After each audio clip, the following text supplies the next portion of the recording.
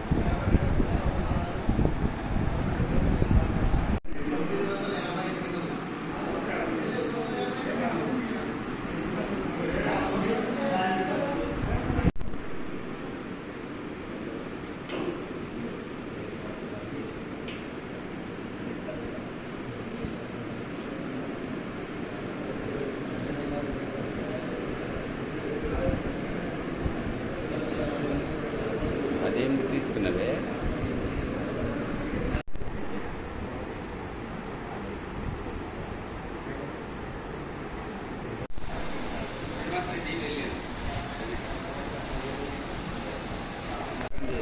అవసరం మన పేపర్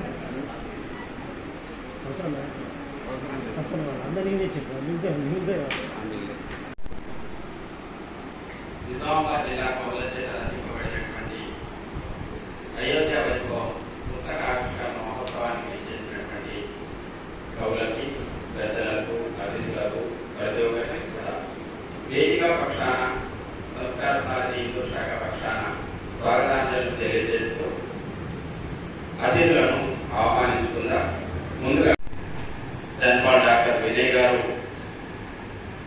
వారు ఆపరేషన్ థియేటర్లో అధ్యక్షత వహించవలసిందిగా గౌరవనీయులు సంస్కార భారతి అధ్యక్షులు నరేంద్ర మహేశ్వర గారిని వేదిక మీదకి రావాల్సిందిగా మీ అందరి మాన్యులు, గురువులు, ప్రముఖ కవి, అవధాని, ఇంకా ఎన్ని చెప్పినా తక్కువే ఉంటాయి. వారికి ఈనాటి కార్యక్రమానికి వారిని గౌరవ అతిథిగా విచ్చేయవలసిందిగా గౌరవనీయులు డాక్టర్ గణపతి అశోక్ శర్మ సార్ని సాధారణపూర్వకంగా మీ అందరి చెప్పడం మధ్య వేదికగా సంస్కృతోపన్యాసకులు, అందున ఇందూరు జిల్లా పొలిటిక్ ప్రముఖ బాధ్యతలు నిర్వహిస్తున్నటువంటి వారు గౌరవనీయులు శ్రీ కృష్ణశాస్త్రి విజయభాస్కర్ గారిని ఈనాటి ముఖ్య వక్త వేదిక మీదకి రావాల్సిందిగా వారిని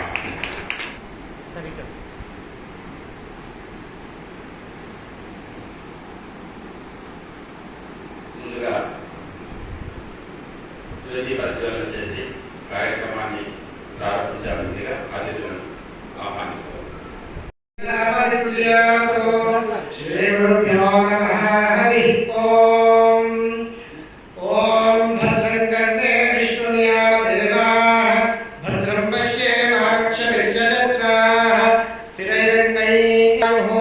స్వస్తి న ఇంద్రో రుద్రశ్వరాః స్వస్తి న పూషా విశ్వవేదాః స్వస్తి నస్తాక్షో అరిష్టనేమిః స్వస్తి no బృహస్పతిర్దదాతు. Om Shanti Shanti Shanti. సత్యోజాతం ప్రపద్యామి సత్యోజాతాయ why నమో నమః. భవే భవేనాటి భవే భవస్వరాం భవోద్భవాయ నమః. వామదేవాయ నమో, జ్యేష్ఠాయ నమః, శ్రేష్ఠాయ నమో, రుద్రాయ నమః, కాలాయ నమః, బలవికమనాయ నమో, బలాయ నమో, బలప్రమదనాయ నమః, సర్వభూతదమనాయ నమో, మనోన్మనాయ నమః. అఘోరేభ్యో ఘోరేభ్యో ఘోరఘోరతరేభ్యః సర్వేభ్యః సర్వశర్వేభ్యో నమస్తే అస్తు రుద్రరూపేభ్యః. తత్పురుషాయ విద్మహే మహాదేవాయ ధీమహి తన్నో రుద్రం ప్రచోదయాత్. శ్రీరామ రామ రామేతి రమే రామే మనోరమే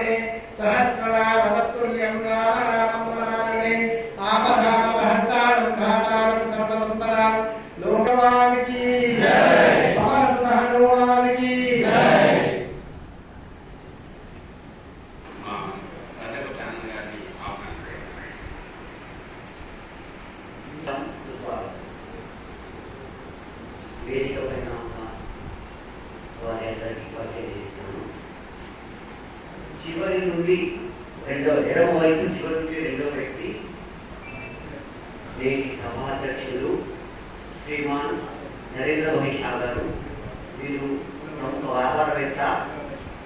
హిందూ సంస్కార భారతి అనేక సంవత్సరాలుగా అధ్యక్షులుగా చక్కటి సేవలు అందిస్తున్నారు. అందరికీ సుపరిచితులు, అష్టావధాని, కవి, పద్య కవి. వారికి సంస్కృతం తెలుగు భాషకారు, కంప్యూటర్ రంగంలో కూడా మహాపండితుడు ఆయన. అట్లాంటి పద్ధతి మనకి వచ్చారు. చివరికి కూర్చున్న వారు డాక్టర్ వారే దస్తగిరి గారు. వారు కూడా కవి. మన సంఘంలో పూర్తి సమయ బాధ్యత చేస్తున్నారు. ఆర్ఎస్ఎస్ హిందూ జిల్లా కార్యవర్గా పనిచేస్తున్నారు. నేటి సభకు గారు నిజామాబాద్ జిల్లా బౌద్ధి ప్రముఖంగా పనిచేస్తున్నారు. వారు అధ్యాపకులుగా నిజామాబాద్ జిల్లాలో పనిచేస్తున్నారు. ఈరోజు మనందరికీ వక్తగా వచ్చారు. చక్కగా మార్గదర్శనం చేస్తారు. సంస్కార భారతి భారతీయ దృష్టిలో కళలను అభివృద్ధి చేయాలనే తపనతో సంస్కార భారతి 81లో లక్నోలో ప్రారంభమైంది. 91లో మన నిజామాబాద్ జిల్లాలో ప్రారంభమైంది. గత 2-3 సంవత్సరాల నుంచి భారతీయ జాతీయ దృష్టిలో సాహిత్యం వెలువడాలని ప్రయత్నం చేసి మొదటిసారి గోమాత అనే పుస్తకాన్ని ఆవిష్కరించాము. గోమాత అనే పుస్తకం. దీంట్లో 24 మంది కవులుగా అందించారు. తర్వాత సంవత్సరంలో భారతీయ స్వాభిమానం అని చెప్పి ఒక కవి సంఘం 33 మంది కవులు వచ్చారు. ఈసారి రాబోతున్న పుస్తకంలో 64 మంది కవులలో ఇప్పుడు మనం పుస్తకాలు చేస్తున్నాము. సమాజం జాతీయ దృష్టిలో సాహిత్యాన్ని వెలువరించాలి. కమ్యూనిస్ట్ దృష్టి కాదు, ఇతర దృష్టి కాదు, జాతీయ దృష్టిలో ఇక్కడ ఉన్న వాళ్ళు ఇక్కడి జాతీయ భావంతో ఇక్కడ ఉండే మన పత్రికలని, మన సంస్కృతిని, మన సాహిత్యాన్ని, మన గౌరవీయ వ్యక్తులందరికీ కవితాగానంతో సాహిత్యగానంతో తీస్తూ మనం ప్రపంచం ముందుకోవాలనే దృష్టిలో మనం ఈ కార్యక్రమాలు చేస్తాం. సంగీత విభాగం ప్రముఖ యోగేశ్వర ధయతి సంస్కార భారతి భారతే నవ జీవనం సాధయతి సంస్కార భారతి భారతే నవ జీవనం ప్రణవమూలం ప్రగతిశీలం ప్రఖరరాష్ట్ర వివర్ధకం శివం సత్యం సుందరం అభినవం సంస్కరణోద్యమం సాధయతి సంస్కార భారతే నవ జీవనం మధురమంజలరాగభరితం హృదయతంత్రీమంత్రితం వాదయతి సంగీతకం వసుధైకభావనపోషకం సాధయతి సంస్కార భారతే నవ జీవనం లలితరసమయలాస్య లీలా చండతాండవ గమగహేన గలిత జీవన నాట్యవేదం కాంతి క్రాంతి కథా ప్రమోదం సాధయతి సంస్కార భారతే నవ జీవనం చతుషష్ఠి కళాన్వితం పరమేష్ఠినా పరివర్తితం విశ్వచక్ర భ్రమణ రూపం శాశ్వతం శృతి సమ్మతం సాధయతి సంస్కార భారతే నవ జీవనం జీవయత్యఖిలేకమఖిలం సప్తవర్ణ సమీకృతం ప్లావయతి రస సింధునా ప్రతిహిందు మానసనందనం సాధయతి సంస్కార భారతే నవ జీవనం భారతే నవ జీవనం भारते नव जीवनं भारत माता की ఈ సభాధ్యక్షత వహిస్తున్నటువంటి నరేంద్ర భాషా గారు సభను ఉద్దేశించి స్వాగతోపన్యాసాన్ని అందించవలసిందిగా ఆహ్వానిస్తూ ఉన్నాను. आए हुए कविगण, संस्कार भारती के सदस्य, सबका मैं हार्दिक स्वागत करता हूँ।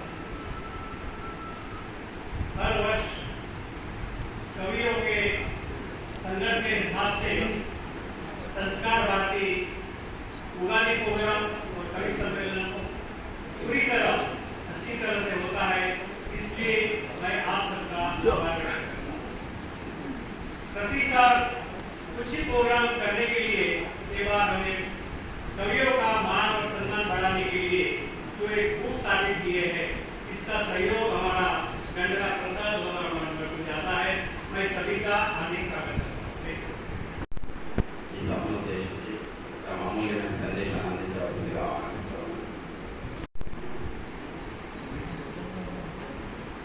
ఈనాటి అధ్యక్షులు చేసిన విజయ్ గారు, అలాగే ఇప్పుడు వారి దస్తగిరి గారు, వేదికకు అభిముఖంగా ఉన్న ఎందరో పెద్దలు, అందరికీ వందనాలు. ఈరోజు ఒక శుభదినం. ఎప్పుడు అనుకున్న ఒక మహత్తర కార్యాన్ని ఇవాళ జరుపుకుంటూ ఉన్నాం. భారతీయ సంస్కృతిలో సంస్కృత భాషకు, అట్లాగే రామాయణానికి ఉన్న మహోన్నతమైన స్థానం అనిర్వచనీయం. ఇది సంస్కార భారతి చేపట్టడం మరీ ఉదాహరణ. సంస్కృతి గురించి చెప్తూ ఇలాగే మనం దృష్టి గారి ప్రయోగం ద్వారా విన్నాం. సంస్కృతి లేదా సంస్కారం అనే పదాన్ని మనం విశ్లేషించుకుంటే అనే ఒక ధాటు ఉంది. ఏది చేయడం అని అర్థం. కరణి అని ఒక ధాతు. ఆ ధాతుకి అర్థం చేయడం. దీనికి సం అనే ఉపసర్గ చేస్తే చక్కగా అనే చక్కగా చేయబడినటువంటి దాన్ని సంస్కారం లేదా సంస్కృతి అంటారు. ఇలా ఏర్పడిన ఈ సంస్కృత భాషలో కవులకు ఉన్నటువంటి గొప్పదనం మనం ప్రత్యేకంగా చెప్పుకోవాల్సిన బాధ్యత అని అనుకున్నాం. కాసేపు కవి అనే పదాన్ని మొదట వేదం చెప్పింది. చదివిన కవిం కవీనా ఉపమశ్రవస్తం కవి శబ్దం అక్కడ ప్రయోగించింది. కవి అనే పదానికి అక్కడ పరబ్రహ్మ స్వరూపం అనే అర్థం. కవి అంటే పరబ్రహ్మ. కాబట్టి అనేక విషయం బ్రహ్మ శబ్దానికి అంతగా వ్యాపించింది అని అర్థం. అనే ధాతువుకి అంతగా వ్యాపించింది అని అర్థం. కాబట్టి కవి అయినటువంటి వాడు సర్వవ్యాపకమైన విషయాలని దర్శించి వర్ణిస్తాడు. ఆలంకారికులు కవిని గురించి చెప్తూ దర్శించి వర్ణించేవాడు కవి. మరో మాటలు చెప్పి కూడా కవయ రామదర్శన అని కూడా అంటారు. కవి భవిష్యత్తును అందించేటువంటి ఒక దర్శకుడు, రామదర్శి చూసి చెప్తారు. కాబట్టి కవికి ఒక విశేషమైన ప్రాధాన్యత ఆ సాహిత్యం ఇచ్చింది. అలాంటి సందర్భంలో మరి ఎటువంటి వాటిని మనం స్వీకరిస్తే తర్వాత తరానికి మనం అందిస్తాం. ఉదాహరణకి మనం చూసుకుంటే ఇందాక జాతీయ గురించి మన ఆనందించగలిగారు. కవి ఒక కాలం వాడు కాకూడదు. ఒకవేళ అయినా, ఎందుకంటే కవి కూడా సంఘజీవి కాబట్టి సంఘజీవి అయినటువంటి వాడు తన కాలం నాటి విషయాలు దానిలో ప్రస్తావిస్తాడు. అయితే ఈ ప్రస్తావన ఎక్కడ ఉంటుందంటే భవిష్యత్తును మార్గదర్శనం చేసేదిగా ఉంది. ఎట్లా అంటే నిజానికి ఇవాళ మనం చాలా గొప్పమైన పాండిత్యం కలిగింది అని చెప్పుకోవాలంటే కవుల లోకంలో ఒక నానుడు ఉన్నది. వాల్మీకి ఒకవేళ చదివినట్లయితే, అంటే వాల్మీకి రామాయణం ఒకసారి చదివితే వారికి అమృతం తీసుకొచ్చి రుచించాలి. వాల్మీకి రామాయణాన్ని ఒకసారి మనం చదివితే ఆ వ్యక్తికి అమృతం తీసుకొచ్చినా దాన్ని సరిపోతుంది. అంటే చాలా ఎక్కువ మంచి స్వీట్ తిన్నాక ఇంకొక ఛాయ్ తాగినాం అనుకోండి, అది రుచించాలంటే ఇది కూడా రుచించాలి. అంత గొప్పదైన కవిత్వం కలిగిన వాల్మీకి వాళ్ళు మనం సంస్కృత భాషలో ఉంటే అనుకుంటాం. కానీ వాల్మీకి ఆ రోజుల్లో రాసింది ఆనాటి ప్రజలకు అవసరమైన భాషలో రాశాడు. ఆనాటి కాలంలో అదే భాష అప్పటి భాష కాబట్టి వాళ్ళ అనుకూలమైన విధంగానే రాశాడు. అలా వచ్చినటువంటి రామాయణం కొన్ని వేల సంవత్సరాలు గడిచిన ఇవాళకి మనం దాన్ని ఆదర్శంగా తీసుకొని ఇంకా చెప్పుకుంటున్నాం. అంటే కవిగా వాల్మీకి సాధించినటువంటి ఘనత ఏమిటో మనం చెప్పుకుంటాం. కాబట్టి కవికి ఇంత గొప్ప బాధ్యత కూడా వచ్చింది. అందుకే కవిన వాళ్ళు ఒక్కొక్కసారి ఏమిటంటే పెద్దరికం అనేది చాలా వ్యక్తయింది. ఒక సందర్భంగా మాట్లాడుకుంటూ ఉన్నప్పుడు మేము అనుకుంటూ ఉంటాం, పెద్దరికం చేసేటప్పుడు చాలా జాగ్రత్తగా పడాల్సి వస్తుంది.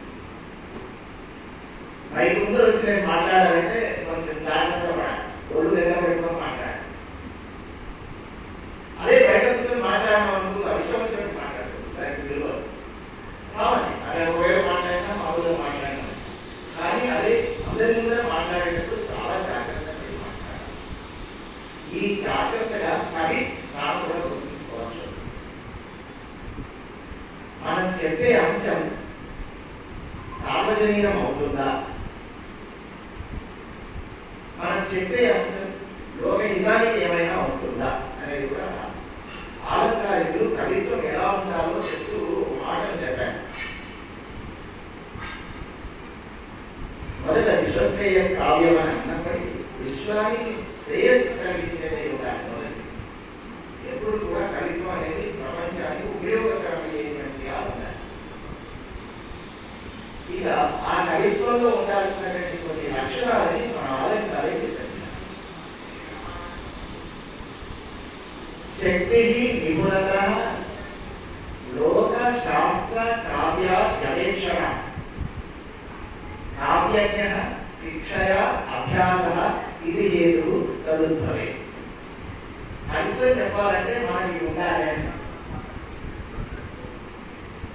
హేతు కావ్యానికి హేతువులుగా చెప్పినటువంటి మాట ఇది. నిజానికి ఇది హేతు అన్న ఏకవచనంలో చెప్పారు, చెప్పిన అనేకం చెప్పినవన్నీ చివరిలో చెప్పినటువంటి శబ్దం హేతు. ఇది హేతు తదుద్భవే.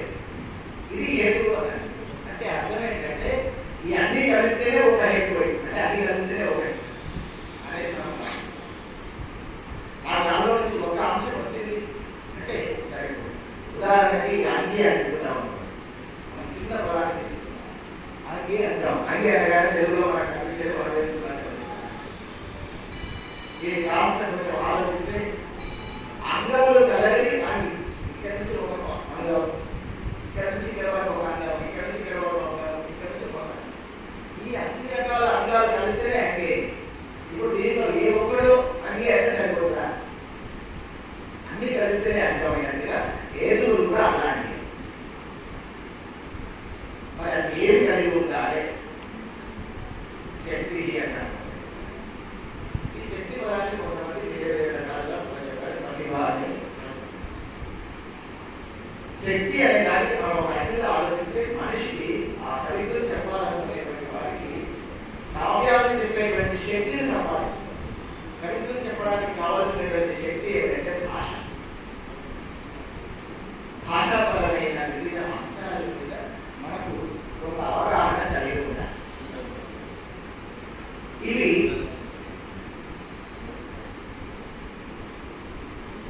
ఒకటి శక్తిని రెండు రకాలుగా చెప్తారు. ఒక దైవదత్తం కావచ్చు, ఇంకోటి గురుదత్తం కూడా కావచ్చు. రెండవది నైపుణ్యం, నేర్పరితనం.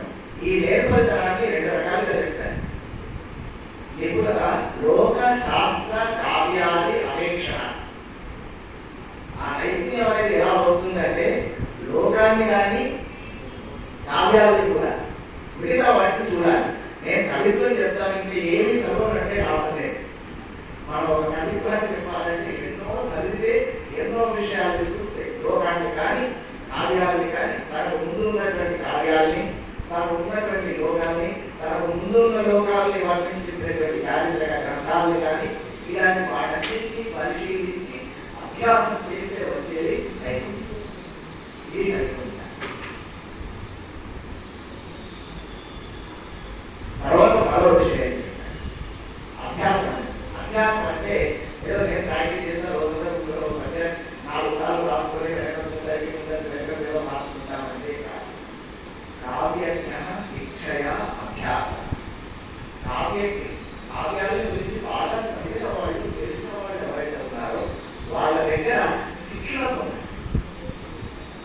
వాళ్ళ దగ్గర శిక్షణ పొందాలి. వాళ్ళు చేసినటువంటి కృషిలో ఉన్నటువంటి ఉపకరణలో తెలుసుకొని దాన్ని మన మాటల్లో పంచుకొని అభివర్ణించినప్పుడు ఆ కవిత్వం శాస్త్రమై అజరామై రామాయణంలాగా అభివృద్ధి వస్తుంది. ఇలా చేసినాడు కాబట్టి వాల్మీకి, వ్యాసుడు మొదలైన వారి కావ్యాలు 1000 సంవత్సరాలు గడిచినా ఇప్పటికీ మనం దాన్ని చదువుతూ ఉంటున్నాం. వింటూ ఇక అలా ఉన్న సందర్భంలో ప్రస్తుతానికి వస్తే నిజంగా ఇవాళ మనం ఒక రకంగా నిర్వహించుకోవచ్చు. ఎంతో మంది కవులు అనేకులు కలిసి ఒక కావ్యాన్ని రచించారు. ఆ కావ్యం రాముని అయోధ్యను గురించి చెప్పారు. ఇక్కడ రాముడు అనగానే ఈ మాట నేను చెప్పకపోతే దీనికి పరిపూర్తి కాదేమని ఒక మాట చెప్పి ముగిస్తాను. రామో విగ్రహం ధర్మ. ధర్మం అనేది ఒక రూపంలో ఒకవేళ ఉంటే ఎలా ఉంటుంది అని ఊహించుకుంటే అది రాముడే. మరో విషయంలో కూడా మనం ఆలోచిస్తే విష్ణు దశావతారాల్లో రామావతారం ఒకటి అనుకుంటాం. అయితే ఆ దశావతారాల్లో పూర్తి మానవీయ లక్షణాలు కలిగినటువంటి ఒక స్వరూపమే రాముడు.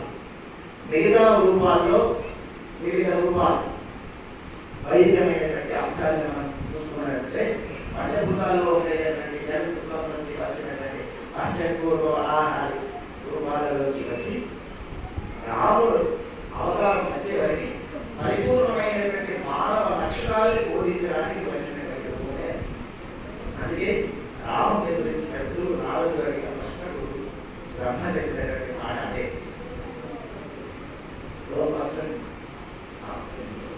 ఈ లోకంలో చాలా గొప్పవాడు ఎవడున్నాడు అంటే రాముని గురించి. అలా వచ్చినటువంటి రాముని గురించి దర్శించుకున్నట్లయితే మన భవిష్యత్ దర్శనం చేసేటువంటి అవకాశం ఉంది. ఆ రాముడితో పాటు అయి వచ్చాడు. రెండింటికి అవినాభావ సంబంధం ఉంటాయి. ఒక పేరు చెప్పగానే ఆ ఊరిలో ఉండేటువంటి వింతలేంటి, ఆ వ్యక్తి ఉన్నటువంటి ఊరు, ఆ వ్యక్తి ఉన్నటువంటి దేశం, ఆ వ్యక్తి ఉన్నటువంటి ప్రాంతం అన్ని గుర్తుకొస్తాయి. అలా రాముడు అనగానే గుర్తుకొచ్చేది అయోధ్య. అయోధ్య కూడా సామాన్యమైన విషయం కాదు. పెళ్లిళ్ళలో అందరం వినుంటాం.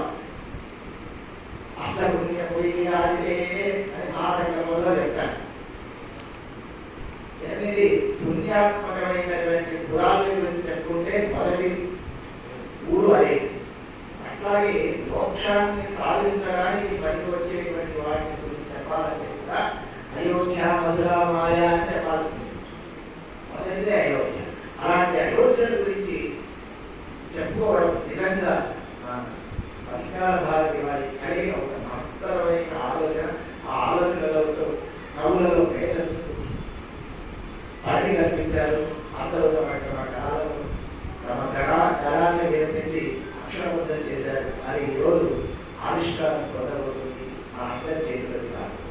అలాంటి మహత్తరమైన సన్నివేశంలో ఇంకా కవులు భవిష్యత్ తరాలకు ఒక మంచి కవిత్వాన్ని అందించి, ఇప్పటికీ వేదగ్రాలు ఉంది, దాన్ని ఇంకా అభివృద్ధి చేసి ఇంకా ముందుకు తీసుకెళ్లాలని కోరుకుంటూ ఈ అవకాశాన్ని నాకు ఇచ్చినందుకు ధన్యవాదాలు సెలవుకుంటున్నాను. వెంకటేశ్వర శర్మ గారు కవుల పక్షాన కవిత్వాన్ని, కవిత్వం యొక్క లోటుపాట్లను మరియు అయోధ్య వైభవాన్ని గురించి రాయాల్సిన ఆవశ్యకతను ఆ దిశలో ప్రయత్నం చేసిన సంస్కార భారతిని సంస్కృతిస్తూ కొంచెం గొప్పగానే చేస్తూ చెప్పారు. వారికి కృతజ్ఞతలను సభాముఖంగా తెలియజేసుకుంటూ ఈనాటి కార్యక్రమానికి విచ్చేసినటువంటి జిల్లా కార్యవాహ గౌరవనీయులు డాక్టర్ శ్రీ వారి దస్తగిరి గారిని తమ సందేశాన్ని అందించాల్సిందిగా ఆధారం లోకాభిరామం శ్రీరామం భూయో భూయో నమామ్యః.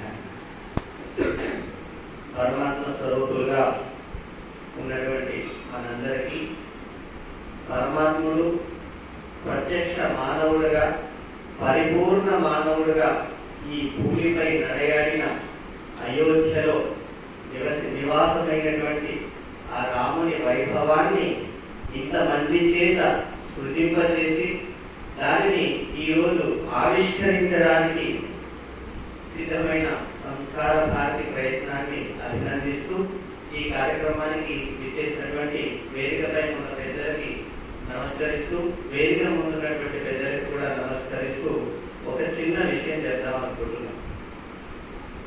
శ్రీరామాయణంలో మనకు అనేకమైనటువంటి జీవులు కనిపిస్తాయి. జీవులు అని ఎందుకన్నానంటే కేవలం మనుషులు మాత్రమే కాదు, రాముడికి సహకరించినటువంటి వాళ్ళలో గుహుడు ఉన్నాడు మానవుడిగా, హనుమంతుడు, సుగ్రీవుడు, అంగదుడు, ఇట్లాంటి జాంబవన్ అనే వానరాలు ఉన్నాయి. జాంబవంతుడు అనేటువంటి గుడెలుగు కూడా ఉంది, ఉడత ఉంది, సంపాతి, జటాయు అనే పక్షులు ఉన్నాయి. కాబట్టి రామాయణాన్ని మనం చూస్తే రాముడికి సహకరించినటువంటి వాళ్ళల్లో రామాయణంలో ఉన్న వాళ్ళు పాత్రలు కాదు, వాళ్ళు జీవులు. కల్పితమైనటువంటి రచనలో ఉండేటువంటి పాత్రలు. రామాయణం ఇతిహాసం నిజంగా జరిగింది కాబట్టి వాళ్ళు జీవులు. వాళ్ళంతా ధన్యమైన జీవులు.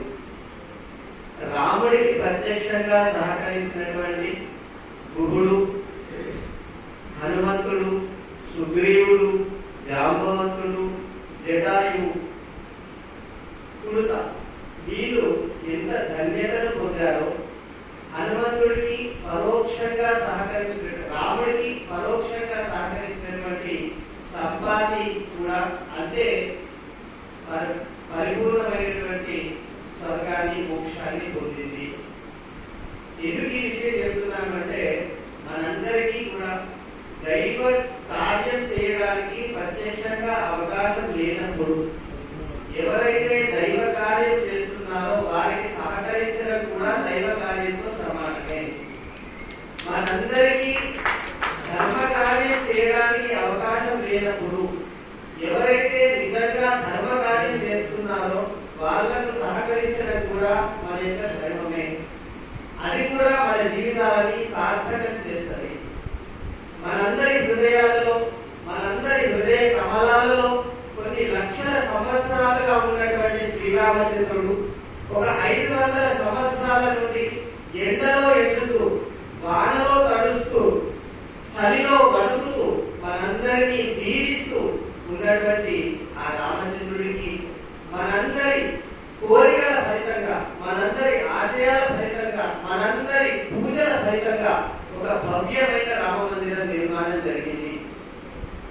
గుడిసెలో ఉన్న రాముడికి భవ్యమైన గుడి కట్టినటువంటి ప్రభుత్వాన్ని ఆశీర్వదించాల్సిన బాధ్యత మనకున్నది.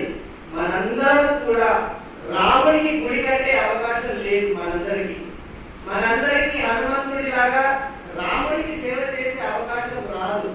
కానీ రాముడికి హనుమంతుడు ఏ విధంగానైతే రామాయణంలో సహకరించాడో ఆ విధంగా హనుమంతుడి రూపంలో ఉండి ఈ దేశంలో భగవాన్ శ్రీరాముడికి భవ్యమైన రామ మందిరాన్ని నిర్మించి ప్రపంచానికి మన యొక్క భావనను వెలిగించినటువంటి ప్రభుత్వానికి మనం సహకరించాల్సిన అవసరం ఉన్నది.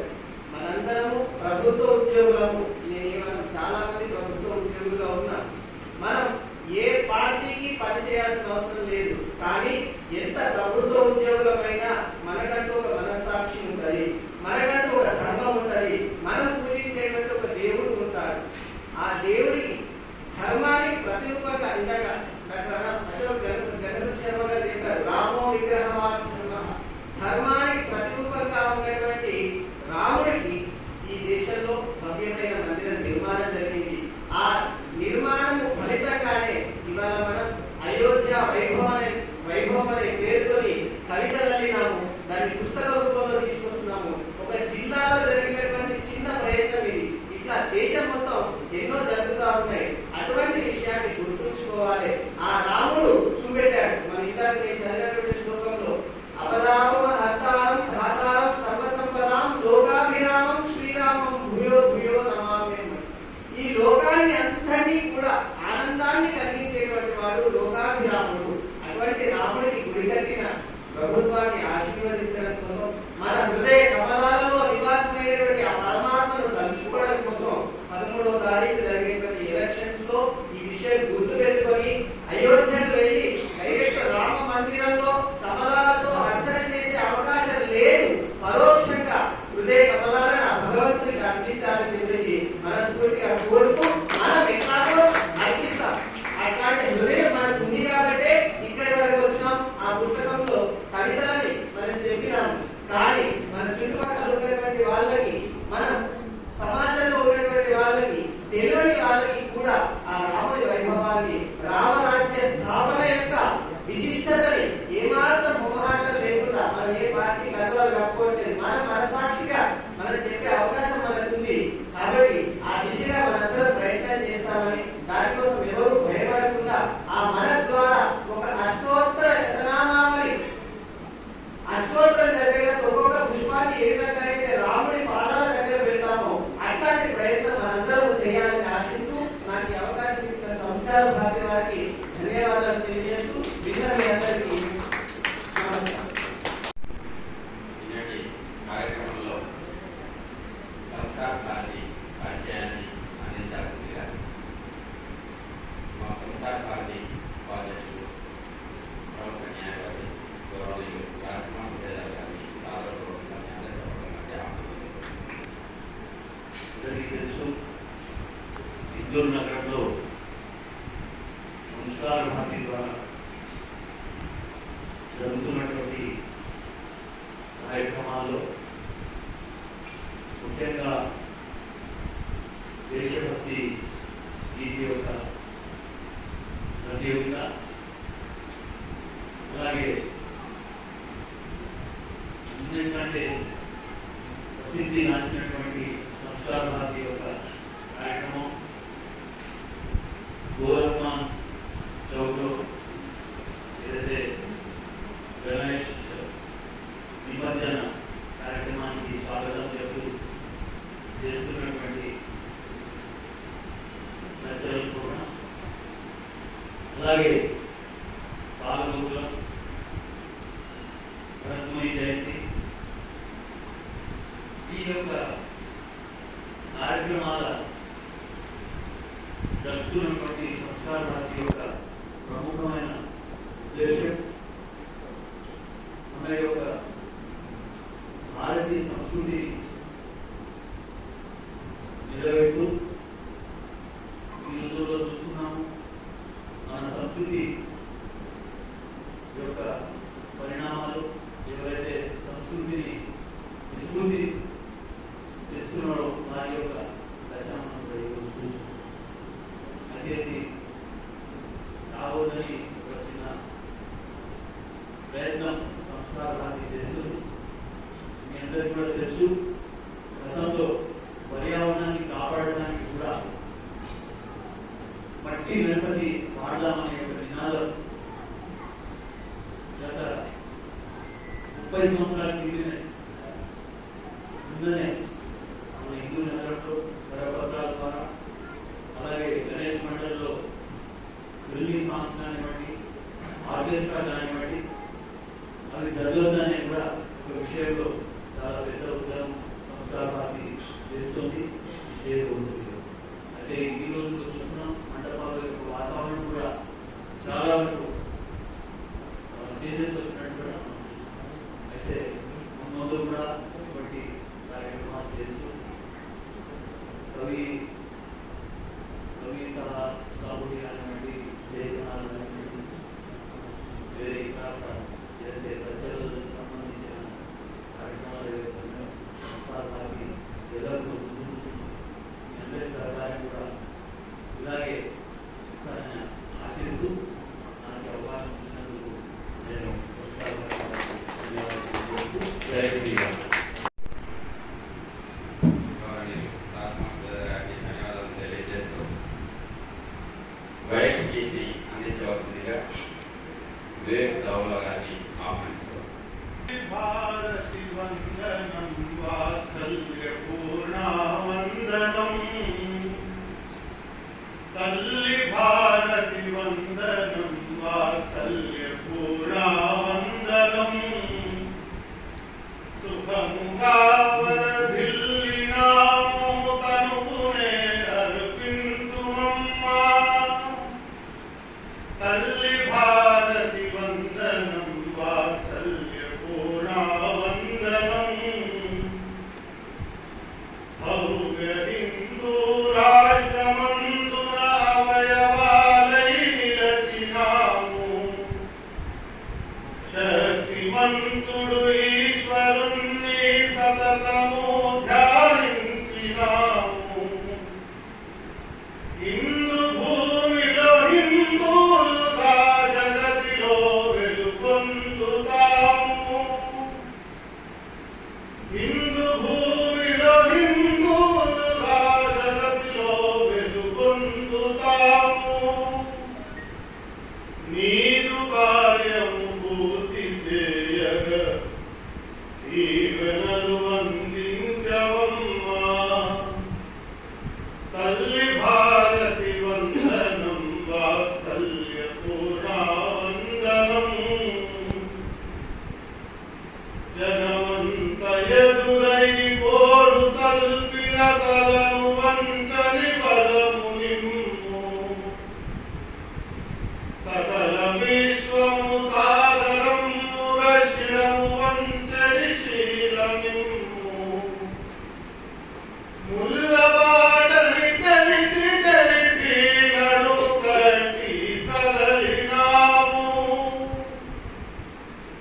ముల్లబాటని తెలిసి తెలిసి నడుము కట్టి కదలి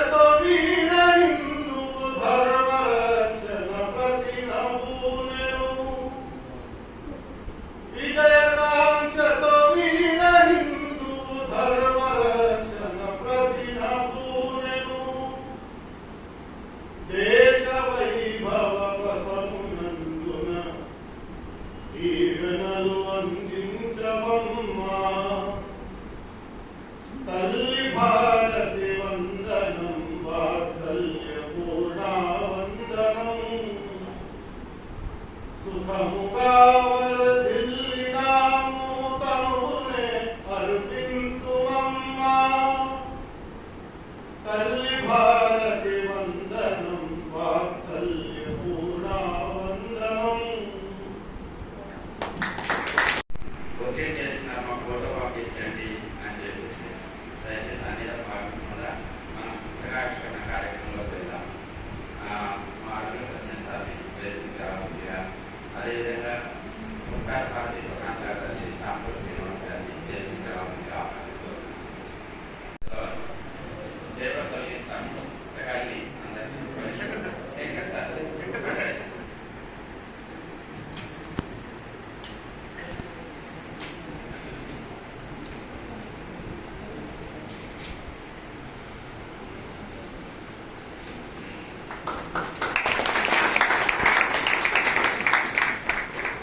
శ్రీ కోది ఉగాది నామ సంవత్సరం సందర్భంగా సంస్కార భారతి వేదికపై మనం ఆవిష్కరణ చేసుకోవాల్సినటువంటి అయోధ్య వైభవం ఈ పుస్తకం సాంకేతిక కారణాల వల్ల ఆలస్యమై ఈ రోజు ఈ ఆవిష్కరణకి వస్తుంది.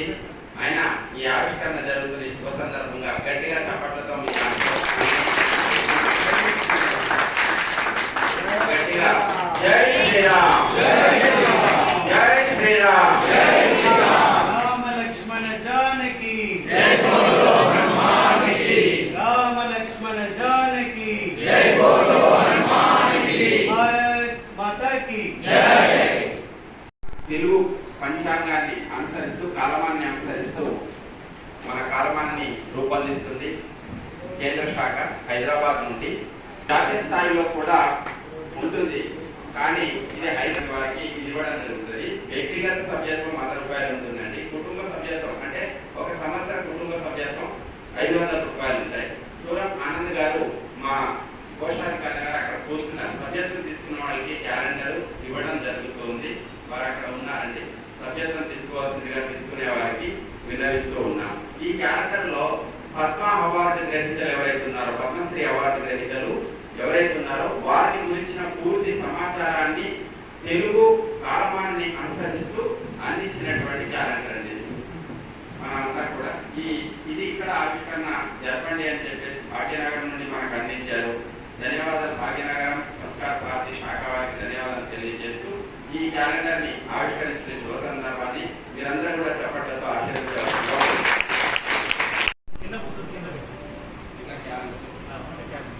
వీళ్ళంతా పద్మశ్రీ అవార్డు గ్రహీతలు. ప్రతి పేజీలో ఒక్కొక్కరిని గురించి ఒక్కొక్క మాసం వర్ణన.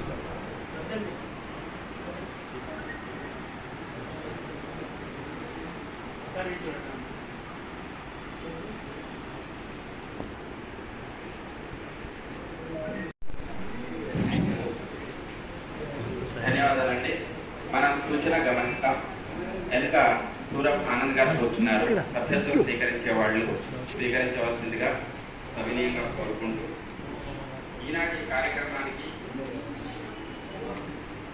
ముఖ్య సంస్కార భారతి అధ్యక్షుల వారు నరేంద్ర రమేష్ గారు, వేదికపై ఉన్నటువంటి ముఖ్య అతిథి ఈరోజు కార్యక్రమానికి గురుతుల్యులు శ్రీ గణపతి అశోక్ శర్మ గారు, రాష్ట్రీయ స్వయం సేవక సంఘ జిల్లా కార్యవాహ శ్రీ వాలె దస్తగిరి గారు,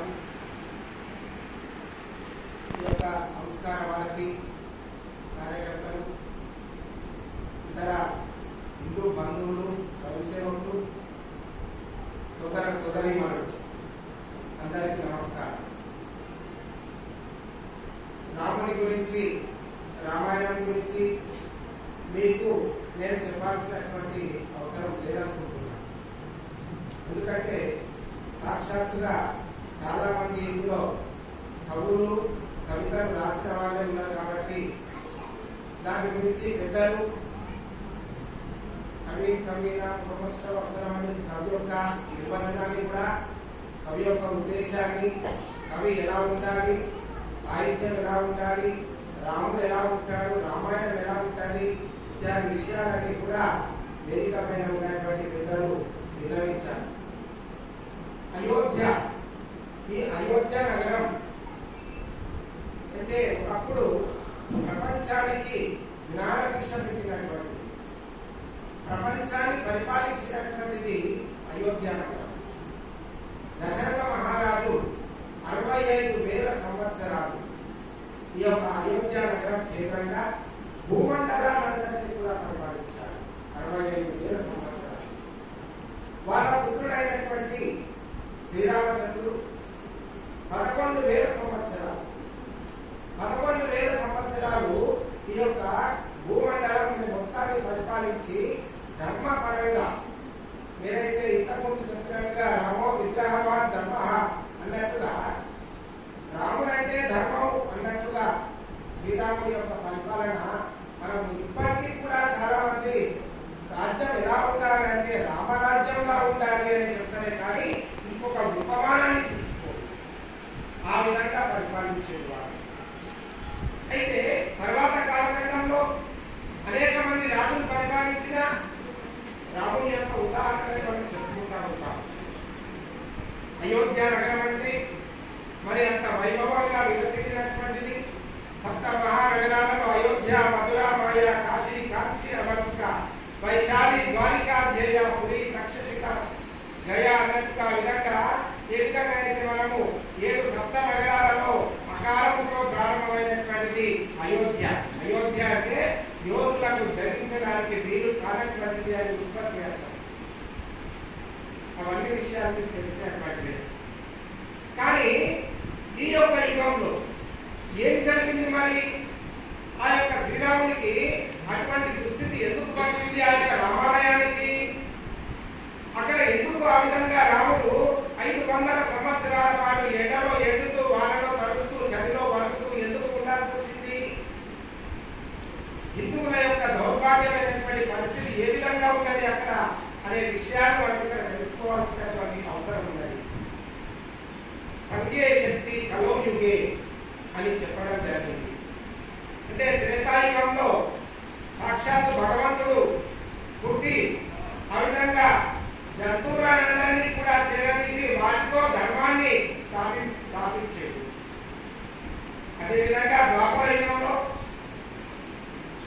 కౌరవులను ఓడించడానికి పాండవులను ఏకత్రీకరణ చేసి ధర్మాన్ని జయించడానికి శ్రీకృష్ణుడు పాటుపడ్డాడు. కానీ కలియుగంలో నేను ఆవిర్భవించాను, మీరే మానవులు, మీరే దేవుళ్ళు, మీరే యొక్క సంఘే శక్తి, మీరందరూ ఒకటిగా ఉండి ఈ సంఘటన శక్తి ద్వారా ధర్మాన్ని మళ్ళా పునఃస్థాపించాలి అని చెప్పి భగవంతుడు చెప్పినట్టుగా చెప్పాలి. కాబట్టి అనేక సంవత్సరాల పాటు ఈ యొక్క అయోధ్యలో ఆ విధమైనటువంటి పరిస్థితి ఎందుకు ఉన్నది అనే విషయాన్ని ఒకసారి మనము చూద్దాం. ఈ యొక్క రాముడు చాలా మంది మొన్నటి వరకు ఒక 30 సంవత్సరాల కిందటి వరకు కూడా రాముడు అయోధ్యలోనే జన్మించిండు అని గ్యారంటీ ఏంటి అనేటటువంటి మాట మాట్లాడింది. 1984 సంవత్సరంలో ధర్మ సంసత్తులో ఇక్కడ మళ్ళీ రామాలయాన్ని పునర్నిర్మించాలని సాధు సంతులందరూ ఏకగ్రీవంగా తీర్మానం చేసినప్పుడు హిందువులలో నుంచే వ్యతిరేకత వచ్చింది. ఒక 40% మంది హిందువులు ఇప్పుడు అక్కడ ఉన్నటువంటి మసీదును కూలగొట్టాల్సిన అవసరం ఏమున్నది? వీళ్ళకే పని లేదా? ప్రతిదీ రాజకీయం చేయడం అవసరమా అనేటటువంటి మాటలు హిందూ సమాజం నుంచి వచ్చినాయి. మనకు శతక పద్యాలు చెప్తా ఉంటారు. బలయుతుడైన వేల నిజ బంధువులు తోడ్పడు గాలి యాకడే బలము తొలంగేదేవి తన బాలికి శత్రువు అదెట్లు పూర్ణుడై జ్వలనుడు కానదాంచు తరి సత్యను చూపుడు వాయుదేవుడా బలియుడు సూక్ష్మ దీపముకు పట్టుననాపదే గాలి మాస్కరా. మన శక్తి బలహీనంగా ఉన్నప్పుడు మనల్ని అందరినీ అణచివేస్తారు. మనల్ని ఎప్పుడైతే మనము శక్తివంతమైతామో మనకందరూ సహకరిస్తారు. కాబట్టి మనం బలహీనంగా ఉన్నటువంటి రోజుల్లో హిందూ సమాజం మీద ఆ విధమైనటువంటి విమర్శలు అవన్నీ కూడా వచ్చినాయి. హిందూ సమాజాన్ని సంఘటితం చేసేటటువంటి కార్యం ఎప్పుడైతే హిందూ సంస్థలు స్వీకరించినాయో నెమ్మదిగా ఆ ఆలోచనలన్నీ మటుమాయం కావడం ప్రారంభమైనది. అయోధ్య నగరాన్ని సాక్షాత్తు శ్రీరాముని యొక్క కుమారుడైనటువంటి కుశుడు ఆ యొక్క నగరాన్ని నిర్మాణం చేశాడు. నిర్మాణం చేసినటువంటి సమయంలో అప్పుడు ఆ కాలంలో ఈ యొక్క పాఠశాలలు అంటే విద్యా వైజ్ఞానిక కేంద్రాలంటే ఈ యొక్క దేవాలయాలే. మన యొక్క సాహిత్యము, లలిత కళలు, మన సంస్కృతి, ఆర్థిక కేంద్రాలు, ప్రతి దానికి కూడా దేవాలయమే ఆధారం. ఒక్క అయోధ్య నగరంలోనే 3000 దేవాలయాలను నిర్మించారు. అయోధ్య నగరంలోనే ఈ యొక్క శ్రీరాముని యొక్క వారసుడైనటువంటి అతని కొడుకైనటువంటి ఆ యొక్క కుష మహారాజు. ఇంకొక కొడుకు లవుడు లాహోర్ పట్టణాన్ని నిర్మాణం చేసింది. ఇప్పుడు ఏదైతే పాకిస్తాన్ అని మనం చెప్పుకుంటున్నామో ఆ విధంగా దేశం మొత్తానికి కూడా ఈ యొక్క కుషుడు నిర్మాణం చేసినటువంటి ఈ యొక్క అయోధ్య పట్టణం ఏదైతే ఉన్నదో ప్రపంచానికి మార్గదర్శనం చేసింది, జ్ఞాన భిక్ష పెట్టినటువంటిది. తర్వాతి కాలంలో ఆ విధంగా అవన్నీ కూడా పతనావస్థకు చేరుకున్న తర్వాత 500 సంవత్సరంలో బీసీ అంటారు, బిఫోర్ క్రీస్తు పూర్వం. మన చరిత్రను లెక్కించుకుంటాం మనం అట్లా. క్రీస్తు పూర్వం 500 సంవత్సరంలో విక్రమాదిత్యుడు అనేటటువంటి రాజు ఉజ్జయిని కేంద్రంగా పరిపాలన చేసేటటువంటి వాడు. ఈ విక్రమాదిత్యుడు అనేటటువంటి రాజు మళ్ళీ అక్కడ శిథిలావస్థకు చేరుకున్నటువంటి ఆ ఆలయాలన్నింటినీ కూడా పునరుద్ధరణ చేసేటటువంటి కార్యక్రమాన్ని చేపట్టడం జరిగింది. అప్పుడే అయోధ్యలో భవ్యమైనటువంటి ఒక రామ మందిరం నిర్మాణం చేయడం జరిగింది. ఆ యొక్క పురాణాలలో ఏ విధంగా రామాలయము, రాముని యొక్క విగ్రహము అక్కడ ఏ విధంగా ఉండేదో వారు గ్రహించి రామలల విగ్రహాన్ని అప్పుడు అక్కడ ప్రతిష్ట చేయడం జరిగింది విక్రమాదిత్యుడి కాలంలోనే. ఆ విధంగా జరుగుతున్నటువంటి సమయంలో కాలం కదులుతున్నది, కాలచక్రం తిరుగుతున్నది. దేశం మీదకి అనేక మంది దండయాత్రకు వచ్చిండ్రు. గోరీ మహమ్మద్, గజనీ మహమ్మద్ ఇట్లాంటి వాళ్ళు వచ్చి ఆ యొక్క సోమనాథ్ దేవాలయాన్ని, గజనీ మహమ్మద్ 1100 సంవత్సరంలో సోమనాథ్ దేవాలయాన్ని దండయాత్ర చేసి ఏ విధంగానైతే దేవాలయాన్ని నిలమట్టం చేసి 1000 ఏనుగుల మీద ఆ ఇనుప స్తంభాలను దేవాలయాన్ని ఏ విధంగానైతే తీసుకొని వెళ్ళిండ్రో అదే విధంగా ఇక్కడ వచ్చినటువంటి దురాక్రమణదారులు మనలో ఉన్నటువంటి అనైక్యత కారణంగా, హిందువులలో సంఘటన లేనటువంటి కారణంగా ప్రతి ఒక్కరూ నేనొక్కరిని ఏం చేయగలుగుతా, నేను ఎట్లా ఎదిరించగలుగుతా అని ఆలోచించినటువంటి కారణంగా, ఒక ఆత్మ న్యూనత భావం కారణంగా ఆ రోజు విదేశీయులు మన దేశం మీద దండయాత్ర చేసి అనేక దేవాలయాలను విధ్వంసం చేయడం ప్రారంభించారు, కూలగొట్టడం ప్రారంభించారు, మన కళలను అణిచివేయడం ప్రారంభించారు, మన సాహిత్యాన్ని సర్వనాశనం చేయడం ప్రారంభించారు, మన సంస్కృతి పైన ఆ విధంగా ఒక మారని ఒక దెబ్బ పెట్టడం ప్రారంభించారు. వాళ్ళు ఆ విధంగా నాశనం చేసేదాకా వదిలిపెట్టలేదు వాళ్ళు. ఈ దేశాన్ని సర్వనాశనం చేయాలంటే దేవాలయాన్ని కూలగొడితేనే ఈ దేశం సర్వనాశనం అవుతుంది అనే ఆలోచనకు వచ్చేది వాళ్ళు. ఆ విధంగా దేవాలయాలను నేలమట్టం చేసుకుంటూ వస్తూ 1506వ సంవత్సరంలో బాబర్ ఈ దేశం మీద దండయాత్రకు వచ్చాడు. 1506లో వచ్చినటువంటి బాబర్ 1526లో మొదటి పానిపట్టు యుద్ధం గెలిచిండు. మొదటి పానిపట్టు యుద్ధం గెలిచిన తర్వాత దేశంలో ఉన్నటువంటి గోవులను హతమారుస్తూ మన వాళ్లకు ఆవులంటే విపరీతమైనటువంటి ప్రేమ, భక్తి. బాబర్ వచ్చినప్పుడు భారతదేశంలోకి వీళ్లకు ఆవులంటే భక్తి కాబట్టి ఆవులను ముందు పెట్టుకొని వచ్చేటటువంటి వాళ్ళు. ముందు ఆవులు ఉండేటివి, ఎక్కడ బాబర్ సైన్యం ఉండేది, ఆయుధాలు ఉండేటటువంటివి. ఎవరైతే యుద్ధానికి వస్తున్నారో వాళ్ళని ఎదుర్కొనడానికి హిందూ బంధువులందరూ కూడా, హిందూ వీరులందరూ కూడా వచ్చేటటువంటి వాళ్ళు. వాళ్ళు ఆవులను చూడగానే ఆవులు ఉన్నాయి కదా, కత్తి ఎత్తొద్దు కదా అని అస్త్ర సన్యాసం చేసేటటువంటి వాళ్ళు. బాబర్ ఏం చేసేవాడు, వచ్చినటువంటి ఆ యొక్క హిందూ వీరులను సంహరించేటటువంటి వాడు. అదే విధంగా తర్వాత ఆవులను కూడా సంహరించేటటువంటి వాడు. ఆ విధంగా ముందుకు వెళ్ళేటటువంటి వాడు. ఆవులను పూజించాలనే విచక్షణ ఉన్నది కానీ ఆవులను రక్షించాలి, దేశాన్ని రక్షించాలి అనేటటువంటి వివేకం ఆ రోజు మన ప్రజల్లో లేదు. దాని కారణంగా ఆ రోజు మనము ఆ యొక్క దేవాలయాలు, మన చరిత్ర, మన సంస్కృతి అంతా కూడా కోల్పోవాల్సినటువంటి పరిస్థితి ఏర్పడింది. 1728వ సంవత్సరంలో ఈ యొక్క బాబర్ యొక్క సైన్యాధిపతి మీర్ బక్షి అనేటటువంటి వాడు ఈ యొక్క అయోధ్య పైన దండయాత్ర చేస్తాడు 1,00,000 మంది సైన్యంతో. అప్పుడు అయోధ్య నగరం లోపల 3 లక్షల మంది ప్రజలు ఉండేటటువంటి వారు. అప్పుడు ప్రజలందరూ కూడా సైన్యం ఎదుర్కోలేదు, ప్రజలు ఎదుర్కొన్నారు.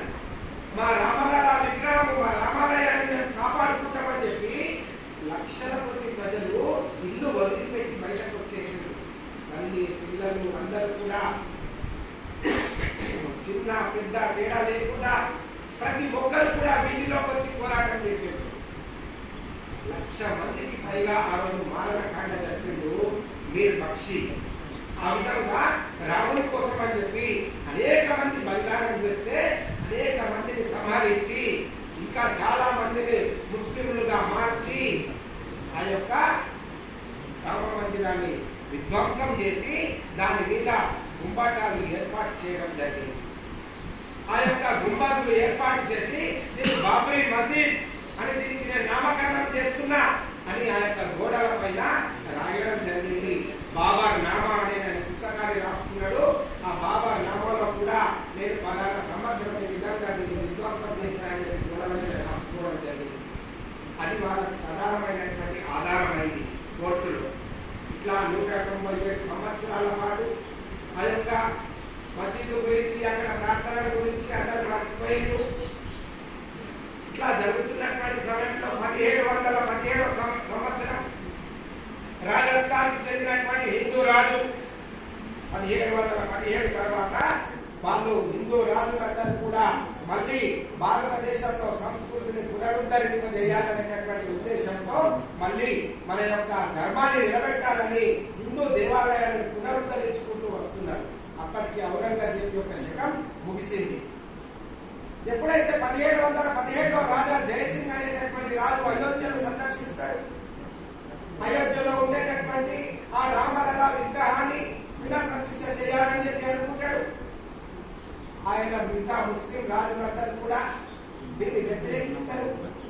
వ్యతిరేకించగానే అప్పుడు వాళ్ళతో ఒక సంధి ఏర్పాటు చేసుకొని ఆ యొక్క అయోధ్యలో ఉండేటటువంటి ఆ బాబరీ మసీద్ ఏవైతే అంటున్నామో దాని నుండి ఒక రామ్ చబూత్రా అని ఒకటి కట్టెతోని ఒకటి నిర్మాణం చేస్తారు. చెక్కలతో నిర్మాణం చేసి దానిపైన సున్నము వేసి ఆ విధంగా ఒక మహల్ను అక్కడ నిర్మాణం చేసి రామ్లలాకు ఒక తాత్కాలికంగా ఒక గుడి ఏర్పాటు చేస్తారు రాజా జయసింగ్.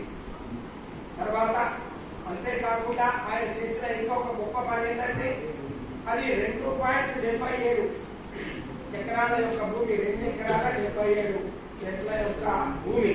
ఆ భూమిని రాముని పేరు మీద రిజిస్టర్ చేస్తారు. ఆ విధంగా రాముడే దానికి యావత్తు యాజమాన్య హక్కులన్నీ కూడా రాములల్లాకే చెందుతాయని చెప్పి ఆయన రిజిస్టర్ కూడా చేయిస్తాడు రాజా జయసింగ్ 1717 సంవత్సరంలో. అప్పుడు బ్రిటిష్ ప్రభుత్వం ఏదైతే ఉందో వాళ్ళ దగ్గర దాన్ని రిజిస్టర్ చేయించడం జరుగుతుంది. అది మనకు ప్రధానమైనటువంటి ఆధారం అవుతుంది కోర్టులో వాదనలకు వచ్చినప్పుడు. 1788 సంవత్సరం ఈ యొక్క రామునికి పూజలు చేసేటటువంటి ఏర్పాటు కలిగించాలని చెప్పి కోర్టులో ఒక పిటిషన్ వేయడం జరుగుతుంది. వారన్ హేస్టింగ్ అనేటటువంటి అతను బ్రిటిష్ గవర్నర్ జనరల్ గా ఉంటాడు. అప్పుడు దీనికి జోసెఫ్ అనేటటువంటి ఒక అధికారిని నియమిస్తాడు వారన్ హేస్టింగ్.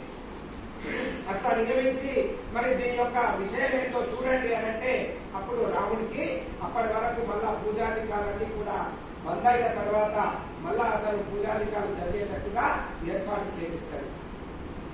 ఈ విధంగా ముస్లింలు తర్వాత అది జోసెఫ్ ఏ విధంగానైతే ఏర్పాటు చేస్తాడో ముస్లింలలో మళ్ళా వ్యతిరేకత వస్తుంది. ముస్లింలలో వ్యతిరేకత రాగానే మళ్ళీ వాళ్ళు వారన్ హేస్టింగ్ ఆశ్రయిస్తారు ముస్లింలందరూ కూడా. అప్పుడు వారన్ హేస్టింగ్ ఏం సంధి కుదురుస్తాడంటే మీరు హిందువులందరూ కూడా బయట పూజలు చేసుకోండి, ముస్లింలందరూ కూడా లోపల నమాజ్ చేసుకుంటారు అని చెప్పింది. రాముని విగ్రహం ఏమో తూర్పుకుంటారు ముఖం, వాళ్ళు పశ్చిమానికి తిరిగి నమాజ్ చేస్తారు. వాళ్ళు నమాజ్ చేస్తుంటే వాళ్ళ కాళ్ళన్నీ కూడా రాముని వైపు చూస్తా ఉన్నాయి. హిందువులు చాలా హేళనగా భావించారు. ఈ యొక్క వికృతిని వాళ్ళు ఎన్నో సంవత్సరాల పాటు గుండెలలో పెట్టుకొని బతికిండ్రు వాళ్ళందరూ కూడా. కిషోర్ కుమార్ అనేటటువంటి ఒక చరిత్రకారుడు ఈ యొక్క రామాలయం గురించి, రామాలయం ఏదైతే బాబర్ అనేటటువంటి వాడు ఒక రామాలయాన్ని కూలగొట్టి దానిపైన మసీదును నిర్మించిండు అనేటటువంటి విషయాన్ని మొట్టమొదటిగా ఒక చరిత్రకారుడు తన పుస్తకంలో కిషోర్ కుమార్ అనేటటువంటి చరిత్రకారుడు అయోధ్య ద రీవిజిటెడ్ అనేటటువంటి ఒక పుస్తకం రాయడం జరిగింది. అది చరిత్రకు ఆధారమైంది. అంటే అప్పటి వరకు బాబరీ మసీద్ ఉన్నదనే విషయాన్ని చెప్తున్నారు, కానీ అది రామాలయాన్ని కూలగొట్టి నిర్మాణం చేసిండ్రు అనేటటువంటి విషయాన్ని ఎవరు చెప్పలేకపోతున్నారు. కాబట్టి ఇది దేవాలయమే అని నిర్ధారించడానికి మనకు సాక్ష్యం లేకుండా పోయింది. 1838వ సంవత్సరం లోపల మౌంట్ గోవర్ అనేటటువంటి ఒక బ్రిటిష్ చరిత్రకారుడు, అతను ఒక బ్రిటిషర్, ఆయన సర్వే ఆఫ్ ఇండియా అనేటటువంటి ఈ యొక్క జియోలాజికల్ సర్వే చేస్తూ అతను ఆయన ఒక అధికారిగా నియమించడం జరిగింది. ఈ విషయాన్ని ఏదో తేల్చండి అని చెప్పి ఆ మౌంట్ గోమరి అనేటటువంటి అతనికి 1838వ సంవత్సరంలో అప్పుడు ఉన్నటువంటి బ్రిటిష్ ప్రభుత్వం చెప్పడం జరిగింది. ఆ మౌంట్ గోమరి అనేటటువంటి అతను వచ్చి అక్కడ అన్ని కూడా పరీక్షలు చేసేడు. పరీక్షలు చేసిన తర్వాత పైన గుమ్మటాలు ఉన్నాయనే మాట వాస్తవమే, ఇది మసీదే. ఆ మసీదు గోడల మీద కూడా బాబర్ ఈ యొక్క మసీదు నిర్మాణం చేసిండు అనేటటువంటి విషయాన్ని 1728లో లిఖించడం జరిగింది. కానీ ఆ మసీదు యొక్క గుమ్మటాలు, ఆ గోడల కింద ఉన్నటువంటి ఆ విగ్రహాలు, ఆ స్తంభాలు ఏవైతే ఉన్నాయో దశావతారాల యొక్క చిహ్నాలు కనిపిస్తున్నాయి. ఈ దశావతారాల యొక్క చిహ్నాలు హిందూ సంస్కృతికి చెందినటువంటిది.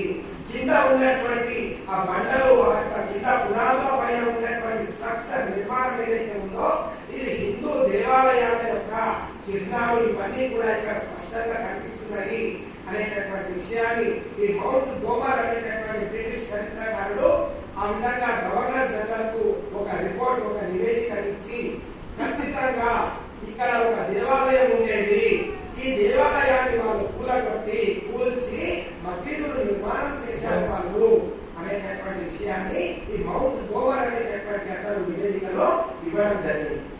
1855వ సంవత్సరం మళ్ళీ ముస్లింలు ఈ నివేదిక వచ్చిన తర్వాత పెద్ద ఎత్తున గొడవలైనవి. ఇది మాదే, ఇది మందిరమే ఇది అని అక్కడ ఉన్నటువంటి ప్రజలందరూ ఒక ఉద్యమం, మళ్ళీ రామలలా పూజలు ప్రారంభమైనాయి.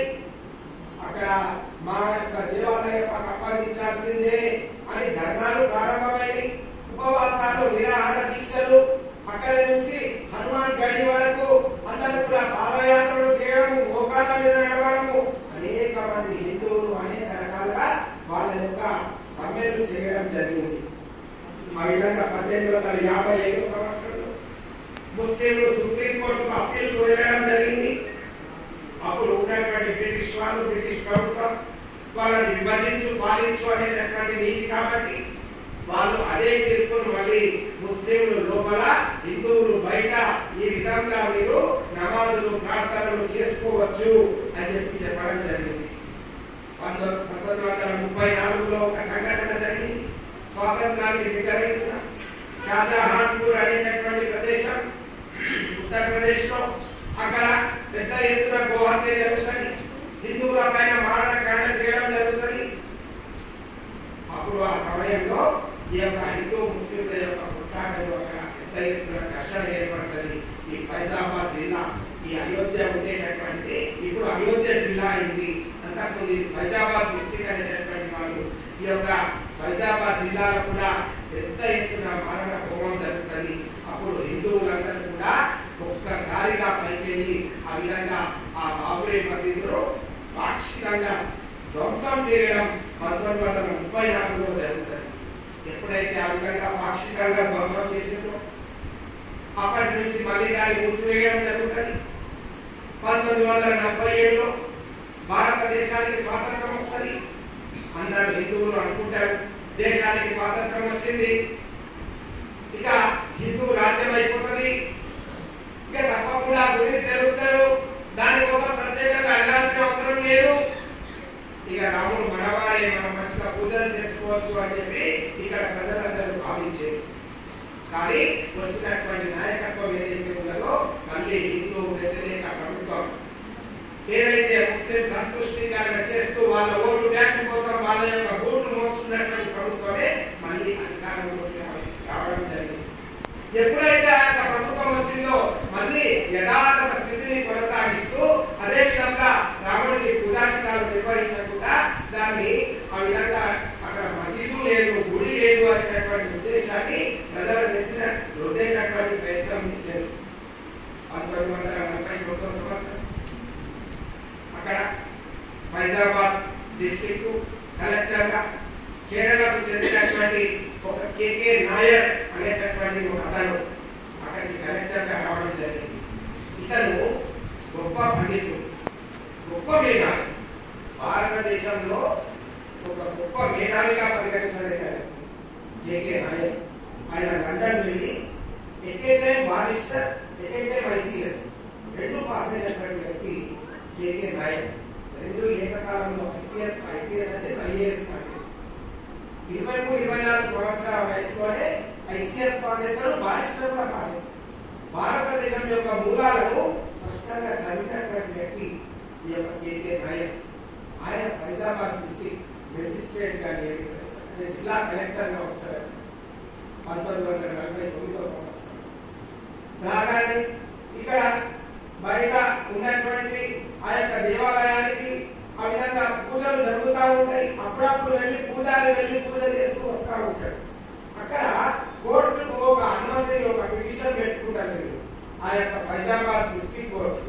మేము బయట ఉన్నటువంటి గుడిలో ఆ విధంగా రామచరిత మానస్ పారాయణం చేసుకుంటామని చెప్పి వీళ్ళు అనుమతి అడుగుతారు. అడిగితే కోర్టు అనుమతిస్తుంది. ఆ రామచరిత మానస్ పారాయణం ప్రారంభమైంది 1949లోనే.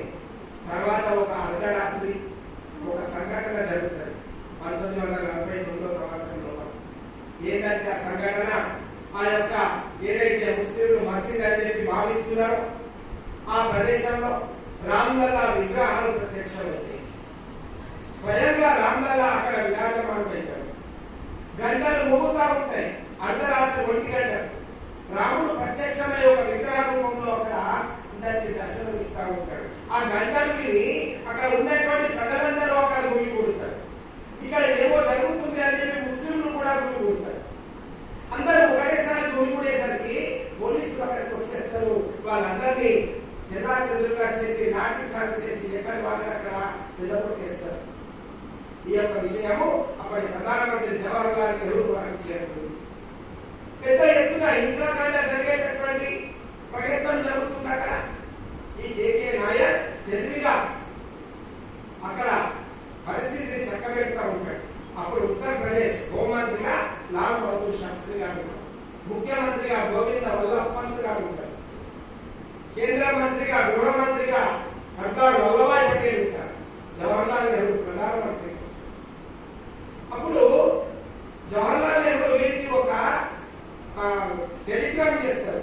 ఎవరికి? కేకే నాయర్ గారికి. అక్కడ ఉన్నటువంటి కలెక్టర్ గోవింద వల్లభ్ పంత్ ముఖ్యమంత్రికి కలెక్టర్కు ఏం టెలిగ్రామ్ చేస్తారంటే ఆ విగ్రహాలు తీసుకొచ్చి మళ్ళా బయట పెట్టేయండి తొందరగా అని చెప్పి టెలిగ్రామ్ చేస్తారు జవహర్లాల్ నెహ్రూ గారు. గోవింద వల్లభ్ పంత్ ముఖ్యమంత్రి గారు, హోంమంత్రి అయినటువంటి లాల్ బహదూర్ శాస్త్రి వీరి మీద ఒత్తిడి తీసుకొస్తారు. ఎట్లనైనా సరే ప్రధానమంత్రి యొక్క ఆజ్ఞ పాటించాల్సిందే, మనం ఆ యొక్క విగ్రహాలు తొందరగా తీసుకొచ్చి బయట పెట్టండి అని ఫైజాబాద్ డిస్ట్రిక్ట్ కలెక్టర్ కేకే నాయర్ ను ఆదేశిస్తారు. కేకే నాయర్ తిరస్కరిస్తారు సున్నితంగా. హిందువులు ఒక విగ్రహాన్ని అక్కడ ఎప్పుడైతే ఒక విగ్రహం ఉందో దాన్ని తీయాలంటే దాని యొక్క క్రతువు, దాని యొక్క తంతు వేరే ఉంటుంది. ఆగమ శాస్త్రం అందుకు ఒప్పుకోదు. అట్లా విగ్రహం తీయడానికి వీల్లేదు. విగ్రహం పెట్టాలన్నా, విగ్రహం తీయాలన్నా దానికి ఆగమ శాస్త్రం యొక్క పద్ధతిని పాటించాలి. లేకపోతే పెద్ద ఎత్తున గొడవలైనటువంటి ప్రమాదం ఉన్నది. నేను ఆ పనిని చేయలేను అని చెప్పి చెప్పారు. కాకపోతే శాంతి భద్రతల సమస్య తలెత్తకుండా ఈ యొక్క చుట్టూ ఏదైతే ఉందో దీనికి ఒక ఫెన్సింగ్ ఏర్పాటు చేయగలను నేను అని చెప్పి చెప్పారు. నెహ్రూ ఎంత ఒత్తిడి తీసుకొచ్చినా కూడా కేకే నాయర్ ఆయన విగ్రహాన్ని తొలగించడానికి ఒప్పుకోరు. తర్వాత కాలంలో ఆయనను అక్కడి నుంచి ట్రాన్స్ఫర్ చేయడం జరుగుతుంది. సస్పెండ్ చేయడానికి ఒక ప్రయత్నం చేసి సస్పెండ్ చేస్తారు. సస్పెండ్ చేసిన తర్వాత ఆయన అలహాబాద్ హైకోర్టుకు పోతాడు. పోయి సస్పెన్షన్ మళ్ళీ రివర్స్ తీసుకున్నాడు. ఆ సస్పెన్షన్ కొట్టివేసి మళ్ళీ అదే పదవిలో అక్కడ ఉంటాడు. ఇద్దరి గురించి ఒక క్షణం చెప్పుకున్నాం మనం. ఈ కేకే నాయర్ తర్వాత కాలంలో అతను అక్కడ పదవి నివృత్తి చేసిన తర్వాత కూడా ప్రజలందరూ కూడా ఆయన దగ్గరికి వచ్చి మీరు ఎన్నికల్లో పోటీ చేయాలి, కేరళకు వెళ్ళొద్దు, మీరు ఇక్కడే ఉండాలి అని అంటే ఆయన ఒప్పుకోకుండా వాళ్ళ భార్యను ఎంపీగా నిలబెట్టారు. అఖండమైన మెజార్టీతో వాళ్ళ భార్య గెలుస్తుంది. తర్వాత ఇతరులు కూడా గెలుస్తాడు. ఇంకొక విషయం ఏంటంటే ఇప్పటికీ ఆయన చనిపోయి 30 సంవత్సరాలు అవుతున్నా ఆయన సమాధి అయోధ్య లోపల ఇప్పటికీ ఉంటుంది. అంటే కేకే నాయర్ ఎటువంటి పరిగణన చేసిందనేటటువంటి విషయాన్ని మనం అర్థం చేసుకోవచ్చు. ఆ విధంగా 1950లో గోపాల్ సింగ్ విశారద్ అనేటటువంటి వ్యక్తి హిందూ మహాసభకు చెందినటువంటి వ్యక్తి ఈ యొక్క మాకు పూజ రామునికి పూజ చేయడానికి అవకాశం ఇస్తలేరు, ఈ యొక్క పూజ చేపియాలి ఎట్లాగైనా సరే అని చెప్పి మళ్ళా కోర్టులో పిటిషన్ వేయడం జరిగింది. 35 సంవత్సరాల పాటు 1950 నుంచి 1985 వరకు 84 వరకు ఈ యొక్క కోర్టులో వాదోపవాదాలు కొనసాగుతూనే ఉన్నాయి. ఈ విధంగా ఇంకొక వైపు 84లోనే విశ్వ హిందూ పరిషత్ ఆధ్వర్యంలో అశోక్ సింఘాల్జీ, మహంత్ అవైద్యనాథ్జీ ఇట్లాంటి మహాపురుషుల యొక్క ఆధ్వర్యంలో సాధు సమ్మేళనం జరిగింది. ఆ సాధు సమ్మేళనంలో వాళ్ళు ఒక తీర్మానం చేస్తారు, ఏ విధంగానైనా సరే మనము మళ్ళీ ఇక్కడ ఆ రామలల విగ్రహాన్ని ప్రతిష్ఠించుకోవాల్సిందే, మళ్ళీ మనం ఈ యొక్క మందిరాన్ని పునర్నిర్మించుకోవాల్సిందే అనేటటువంటి ఒక తీర్మానం చేయడం జరిగింది. ఆ తీర్మానం చేయగానే వెంటనే మరి ఈ యొక్క తీర్మానాన్ని మనం ప్రజల్లోకి తీసుకెళ్ళినప్పుడు హిందువులు వ్యతిరేకిస్తారు కదా, కొంతమంది సెక్యులర్ హిందువులు ఉంటారు కదా, మసీదులు కూలగొట్టడం ఏ సంస్కారం అని అంటారు కదా అని అన్నప్పుడు పరాశరన్ అనేటటువంటి ఒక న్యాయవాది, వారి తమిళనాడుకు చెందినటువంటి వ్యక్తి, 97 సంవత్సరాల వయసులో కూడా కోర్టు ఆయన అడ్వకేట్ గా ఉన్నటువంటి వ్యక్తి, చెప్పులు లేకుండా ఆయన 30 సంవత్సరాల పాటు ఈ కేసు ఉన్నప్పుడల్లా చెప్పు లేకుండా కోర్టుకు వచ్చి వాదించి బయటకు తీసుకొచ్చినటువంటి వ్యక్తి పరాశరన్. వారు ఏమన్నారంటే ముస్లిం లా ప్రకారం, షరియత్ ప్రకారం ఒక కట్టడంలో 12 సంవత్సరాలు నమాజ్ చేయకపోతే అది మసీదుగా పరిగణించబడదు. First point. కాబట్టి ఇది 35 సంవత్సరాల నుంచి ఎప్పుడు కూడా ఇక్కడ నమాజ్ చేసినటువంటి దాఖలాలు లేవు. తర్వాత అంతకుముందు చరిత్రకారులు ఏ విధంగా చెప్పిండ్రో ఇది మందిరం ఉండేది, మందిరాన్ని కులగొట్టి దాన్ని నిర్మాణం చేసేది అని చెప్పారు. కాబట్టి అది ఒక వివాదాస్పద కట్టడం అవుతుంది కాబట్టి, కానీ దాని మసీదు ఇప్పటికీ కాదు, మనం మసీదును కూల్చడం లేదు, ఒక వివాదాస్పద కట్టడాన్ని కూలుస్తున్నాం మనము అని చెప్పి స్పష్టంగా చెప్పడం జరిగింది. ఆ విధంగా ఆ రోజు నుంచి ఉద్యమం ప్రారంభమైంది. స్వర్గీయ మోరోపంత్ పింగ్లేజ్ అని రాష్ట్రీయ స్వయం సంఘ జ్యేష్ఠ కార్యకర్త, పరమ పూజనే డాక్టర్ జీతో కలిసి పెరిగినటువంటి వ్యక్తి, సంఘ ప్రచారకులు, వారు ఏమన్నారంటే దీనికి ఒక ఉద్యమం ప్రజల నుంచి కావాలి, కేవలం సాధు సంతులు రాజకీయ నాయకులు దీనికి నాయకత్వం వహిస్తే ఇది ఇక్కడికే పరిమితం అవుతుంది. కాబట్టి ఇది ప్రజల నుంచి ఒక ఉద్యమం రావాలనేటటువంటి వారు ఆ విధంగా ఒక ఉద్యమం రచన చేద్దామని చెప్పి చెప్పడం ప్రారంభమైంది. వెంటనే ప్రజలు మరి రథయాత్రలు ప్రారంభం చేశారు. 1984 సంవత్సరంలో సీతామర్హి, ఏ విధంగానైతే బీహార్ లో ఉన్నటువంటి సీతామర్హి నుంచి అయోధ్య వరకు ప్రజలు రథయాత్రలు ప్రారంభం చేయడం జరిగింది 1984 సంవత్సరంలో. కానీ దురదృష్టం ఏంటంటే అదే సంవత్సరం ఇందిరాగాంధీ హత్య గావించడం జరిగింది. ఇందిరాగాంధీ చనిపోయిన కారణంగా లాండ్ ఆర్డర్ ప్రాబ్లం, శాంతి భద్రతల ప్రాబ్లం సమస్య ఏర్పడుతుందని చెప్పి ఆ రథయాత్రను విరమించుకోవడం జరిగింది 1984 సంవత్సరంలో. ఆమె తర్వాత 1986 సంవత్సరంలో ఆమె కుమారుడైనటువంటి రాజీవ్ గాంధీ గారు, రాకుమారుడు అధికారంలోకి వచ్చారు. ఆయన అధికారంలోకి వచ్చిన తర్వాత ఒక చిన్న సంఘటన జరిగింది. వాళ్ళ యొక్క DNA ప్రకారం ఎట్లయితే ముస్లిం సంతుష్టీకరణ చేయడం వరకు ఒక కళాత్మకమైనటువంటి విద్యను, అదే విద్యను ప్రదర్శిస్తూ వస్తున్నారు వారు. 86లో ఒక సంఘటన జరుగుతుంది. షాబానో అనేటటువంటి ఒక కేసు ఉంటుంది. షాబానో కేసు ఏంటంటే ఒక ముస్లిం మహిళకు విడాకులు ఇవ్వడం జరుగుతుంది. ఒక భర్త విడాకులు ఇవ్వగానే మరి హిందూ చట్టం ప్రకారము ఎవరైనా భార్యకు విడాకులు ఇస్తే ఆమె భరణం చెల్లించాలి, ఆమె పోషణ ఎట్లా ఆర్థికంగా ఆమె సహాయం అందించాలి.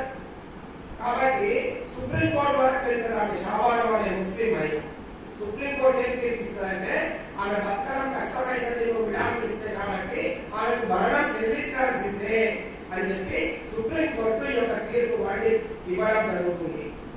ఈ షాబానో కేసు ఈ విధంగా జడ్జిమెంట్ వస్తుంది. రాగానే అందరూ రాజీవ్ గాంధీ ప్రధానమంత్రి దగ్గరికి పోతారు. ముస్లిం షరియత్ ఈ యొక్క సుప్రీం కోర్టు వీళ్ళందరూ కూడా అందరూ వెళ్తారు. అక్కడ వెళ్ళిన తర్వాత రాజీవ్ గాంధీ ఏమంటారంటే సుప్రీం తీర్పును నేను అమలు కాకుండా చూస్తా, దీనికి ఒక ఆర్డినెన్స్ తీసుకొస్తా అనే దాని యొక్క సత్తాలు దాని అధికార ధర్మాన్ని అంతా ప్రయోగించి సుప్రీంకోర్టు తీర్పును కూడా పక్కన పెట్టిస్తారు. ఎవరు? అప్పటి ప్రధానమంత్రి రాజీవ్ గాంధీ గారు. ఎప్పుడైతే రాజీవ్ గాంధీ గారు సుప్రీంకోర్టు తీర్పును బట్టి ఎందుకు చెప్పాల్సి వచ్చిందంటే దీనికి లింక్ ఉన్నది ఇక్కడ, అందుకని చెప్తున్నా. అయోధ్యకు దీనికి సంబంధం అని అనుకుంటారు, దీనికి సంబంధం ఉన్నది కాబట్టి చెప్తున్నారు. ఆ విధంగా ముస్లింలను సంతుష్టీకరణ చేయడానికి సుప్రీంకోర్టు కూడా పక్కకు పెట్టేటటువంటి ప్రధానమంత్రి అని ప్రజలలో తీవ్రమైనటువంటి ఒక నిరసన వచ్చింది. తీవ్రమైన నిరసన రాగానే అప్పుడు ఏం చేసిందంటే కాదు నేను హిందూ పక్షపాతినే అని తెలియజేయడానికి రాజీవ్ గాంధీ ఏం చేసిందంటే 35 సంవత్సరాలుగా మూసి ఉన్నటువంటి ఆ యొక్క రామాలయాన్ని తలుపులు తెరిపించేటటువంటి ప్రయత్నం చేశారు. అదే సమయంలో వాళ్ళ అధికారంలో ఉన్నారు కాబట్టి సరే కోర్టు కూడా జడ్జిమెంట్ ఇచ్చింది. రామాలయంలో పూజలు చేయించేటటువంటి పూజలు చేసుకునే అధికారం హిందువులకు కల్పించాలి అని చెప్పి ఆ యొక్క తీర్పును అనుసరించి అదే సమయంలో తీర్పు వచ్చింది, కానీ అమలు చేయడం లేదు. ఈ యొక్క షాబానో కేసు వచ్చిన తర్వాత ఇప్పుడు ఈ తీర్పును అమలు చేయడానికి దీన్ని ఒక పాచికగా వాడుకొని రాజీవ్ గాంధీ ఆ యొక్క కాలాన్ని తెప్పించడం జరిగింది. ఆ విధంగా 85వ సంవత్సరం నుంచి ఆ విధంగా అక్కడ పూజలు చేయడం ప్రారంభమైంది. తర్వాత అక్కడే ఆ విధంగా పూజలు అందుకుంటున్నాడు రామ్లలా. రామ్ చబూత్రాలోనే వెనకాల ఆ గుంపటాలున్న వెనకాల, కానీ మసీదులు ఆ యొక్క ప్రార్థనలో అవన్నీ జరగడం లేదు. కానీ ఇక్కడ పెద్ద ఎత్తున ప్రజలలో ఒక నిరసన ప్రారంభమవుతున్నది. ఎట్లాగైనా సరే మనం రామాలయాన్ని కూడా నిర్మించుకోవాలి అని చెప్పి అప్పుడు మన వాళ్ళందరూ కూడా కలిసి ఈ యొక్క రామాలయాన్ని నిర్మాణం చేసుకోవాలంటే ఇటుకలు కావాలి కదా, మరి గ్రామానికి వెళ్ళి ఈ రామశిలల ఉద్యమం తీసుకుందామని చెప్పి ప్రారంభించడం జరిగింది. విశ్వ హిందూ పరిషత్ ఆధ్వర్యంలో ఈ ప్రతి గ్రామం నుంచి కూడా జై శ్రీరామ్ అనేటటువంటి ఒక నినాదం దాని మీద రాస్తూ రామశిలల ఉద్యమం ప్రారంభమైంది.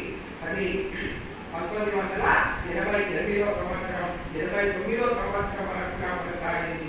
ఇట్లా జరుగుతున్న కాలంలోనే సోమనాథ్ నుంచి అయోధ్య వరకు 10,000 కిలోమీటర్లు రథయాత్ర చేయాలనేటటువంటి సంకల్పం చేస్తారు. ఒకవైపు భారతీయ జనతా పార్టీ వాళ్ళు లాల్ కృష్ణ అద్వానీ గారి యొక్క ఆధ్వర్యంలో కూడా ఆ విధంగా వారు సోమనాథ్ నుంచి రథయాత్ర ప్రారంభిస్తారు. ఆ విధంగా ఒక్కొక్కరుగా తయారైనటువంటి ఆ యొక్క రథయాత్ర భూమి ఈనినట్టుగా అనేక మంది ప్రజలు ఖండోపఖండాలుగా వారి వెనుక రావడం ప్రారంభమైంది. ప్రజలలో విపరీతమైనటువంటి మద్దతు వారికి లభించింది. ఆ విధంగా అయోధ్య వరకు ఆ యొక్క రథయాత్ర కొనసాగుతుందనే ఉత్తరప్రదేశ్ ఈ యొక్క బీహార్ మధ్యలో ఉన్నటువంటి ధన్బాద్ అనేటటువంటి ప్రాంతంలో లాలూ ప్రసాద్ యాదవ్ అనేటటువంటి ఆ యొక్క బీహార్ ముఖ్యమంత్రి ఆ యొక్క ఎల్కే అద్వానీ గారిని అరెస్ట్ చేయడం జరుగుతుంది సెప్టెంబర్లో. అప్పుడే అక్టోబర్లో మరి ఆ అరెస్టు ఆ విధంగా జరగగానే మనమందరం కూడా కరసేవ చేయాలనేటటువంటి నిర్ణయం విశ్వ హిందూ పరిషత్ నిర్మాణం చేసింది. ప్రజలందరూ కలిసి కరసేవ చేస్తేనే ప్రజల త్యాగాలతోనే ఈ యొక్క ఉద్యమం ఆ విధంగా సక్సెస్ అవుతుంది అని ఆలోచనకు రావడం జరిగింది.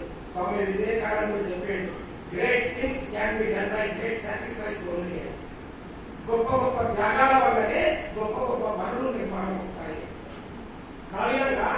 కాబట్టి ప్రజలందరూ కూడా మూకుమ్మడిగా అందరూ వచ్చి ఆ యొక్క అక్టోబర్ లో అందరూ కరసేవ చేయాలనేటటువంటి పెద్ద నినాదం ఇవ్వడం జరిగింది.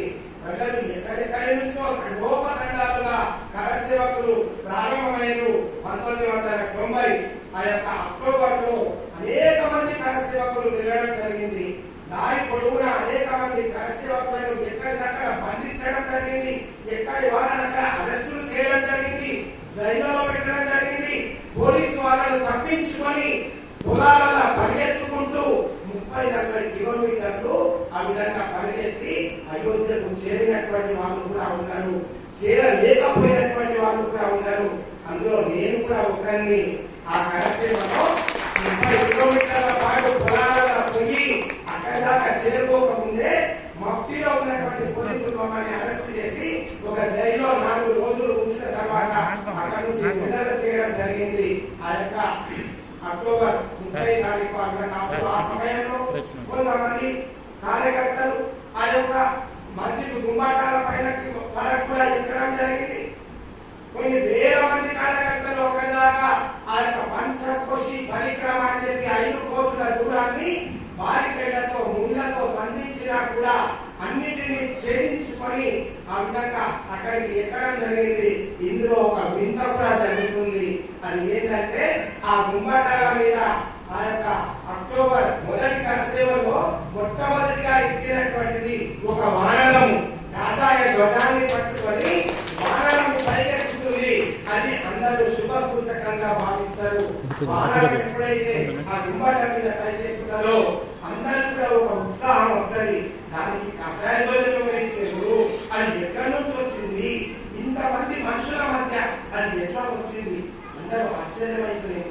మొన్న కూడా రామాలయాన్ని నిర్మాణం చేసిన తర్వాత ఒక వానరం అంత కేటగిరీ సెక్యూరిటీ ఉన్న తర్వాత కూడా ఒక్క వానరం సెక్యూరిటీ మొత్తాన్ని ఛేదించుకొని వచ్చి రాములలా ముందు నిలబడి ఆ విధంగా వెళ్ళిపోయిందంటే అది నిజంగా రాముడు ఉన్నాడు అనడానికి అది ఎవరైతే ఆ రామాలయ విగ్రహాన్ని రాముడి యొక్క విగ్రహాన్ని చెప్పుకున్నప్పుడు ఆయన లోపల మైసూరుకు చెందినటువంటి అతను ఆ యొక్క విగ్రహాన్ని చెప్పుతున్నంతసేపు కూడా ఆయన తలుపులు వేసి చెప్పుతుంటే కోతులు వచ్చి ఆ దర్వాజా కొట్టేటటువంటి ఆయన తలుపు తీయగానే బ్రహ్మ ముహూర్తంలో 3 గంటలకు తలుపు తీయగానే ఆ కొట్టినటువంటి కోతులన్నీ కూడా రాముని విగ్రహాన్ని చూడగానే అన్ని మళ్ళా పరిగెత్తుకుని అంటే రామ దర్శనం అయిపోయింది అని చెప్పి అన్ని మళ్ళీ పరిగెత్తుకుంటూ వెళ్ళేట. ఇవన్నీ రాముడు సజీవంగా అక్కడ ఉండడు అని చెప్పడానికి ప్రత్యక్ష నిదర్శనం అని చెప్పి చెప్పుకోవచ్చు. అంతేకాదు ఈ యొక్క అయోధ్య రథయాత్ర యొక్క కరసేవ అయిపోయిన తర్వాత ఈ కరసేవ జరుగుతున్న సమయంలోనే అక్కడ రామ్ కొఠారి, శరత్ కొఠారి అనేటటువంటి 2 బెంగాల్కు చెందినటువంటి మన స్వయం సేవకులు వాళ్ళు ఆ యొక్క దుంబాటాల మీదికి ఎక్కి అక్కడ కాషాయ ధ్వజాన్ని ఎగిరేస్తారు. వాళ్ళిద్దరిని కూడా పిల్లలను కాల్చి తప్పేస్తారు. అంతేకాదు ఆ సరయూ నది ఒడ్డు పైన అక్కడ ఒక బ్రిడ్జ్ ఉంటది. ఆ బ్రిడ్జ్ మీద దాదాపు 1000 మంది కార్యకర్తలు ఉంటారు. ఆ బ్రిడ్జ్ మీద ములాయం సింగ్ యాదవ్ ప్రభుత్వము వాళ్ళందరినీ కూడా పిల్లలను కాల్చిస్తే 100కు పైగా మంది చనిపోయిండ్రు. ఆ యొక్క దీంట్లో ఆ యొక్క మారణకాండ లోపల జలియన్ వాలాబాగ్ తర్వాత అంత విధ్వంసకాండ ఇంకొకటి లేదు. సరైన నది రక్తపు పేరులు ప్రవహించినాయి అని చెప్పి చెప్పవచ్చు.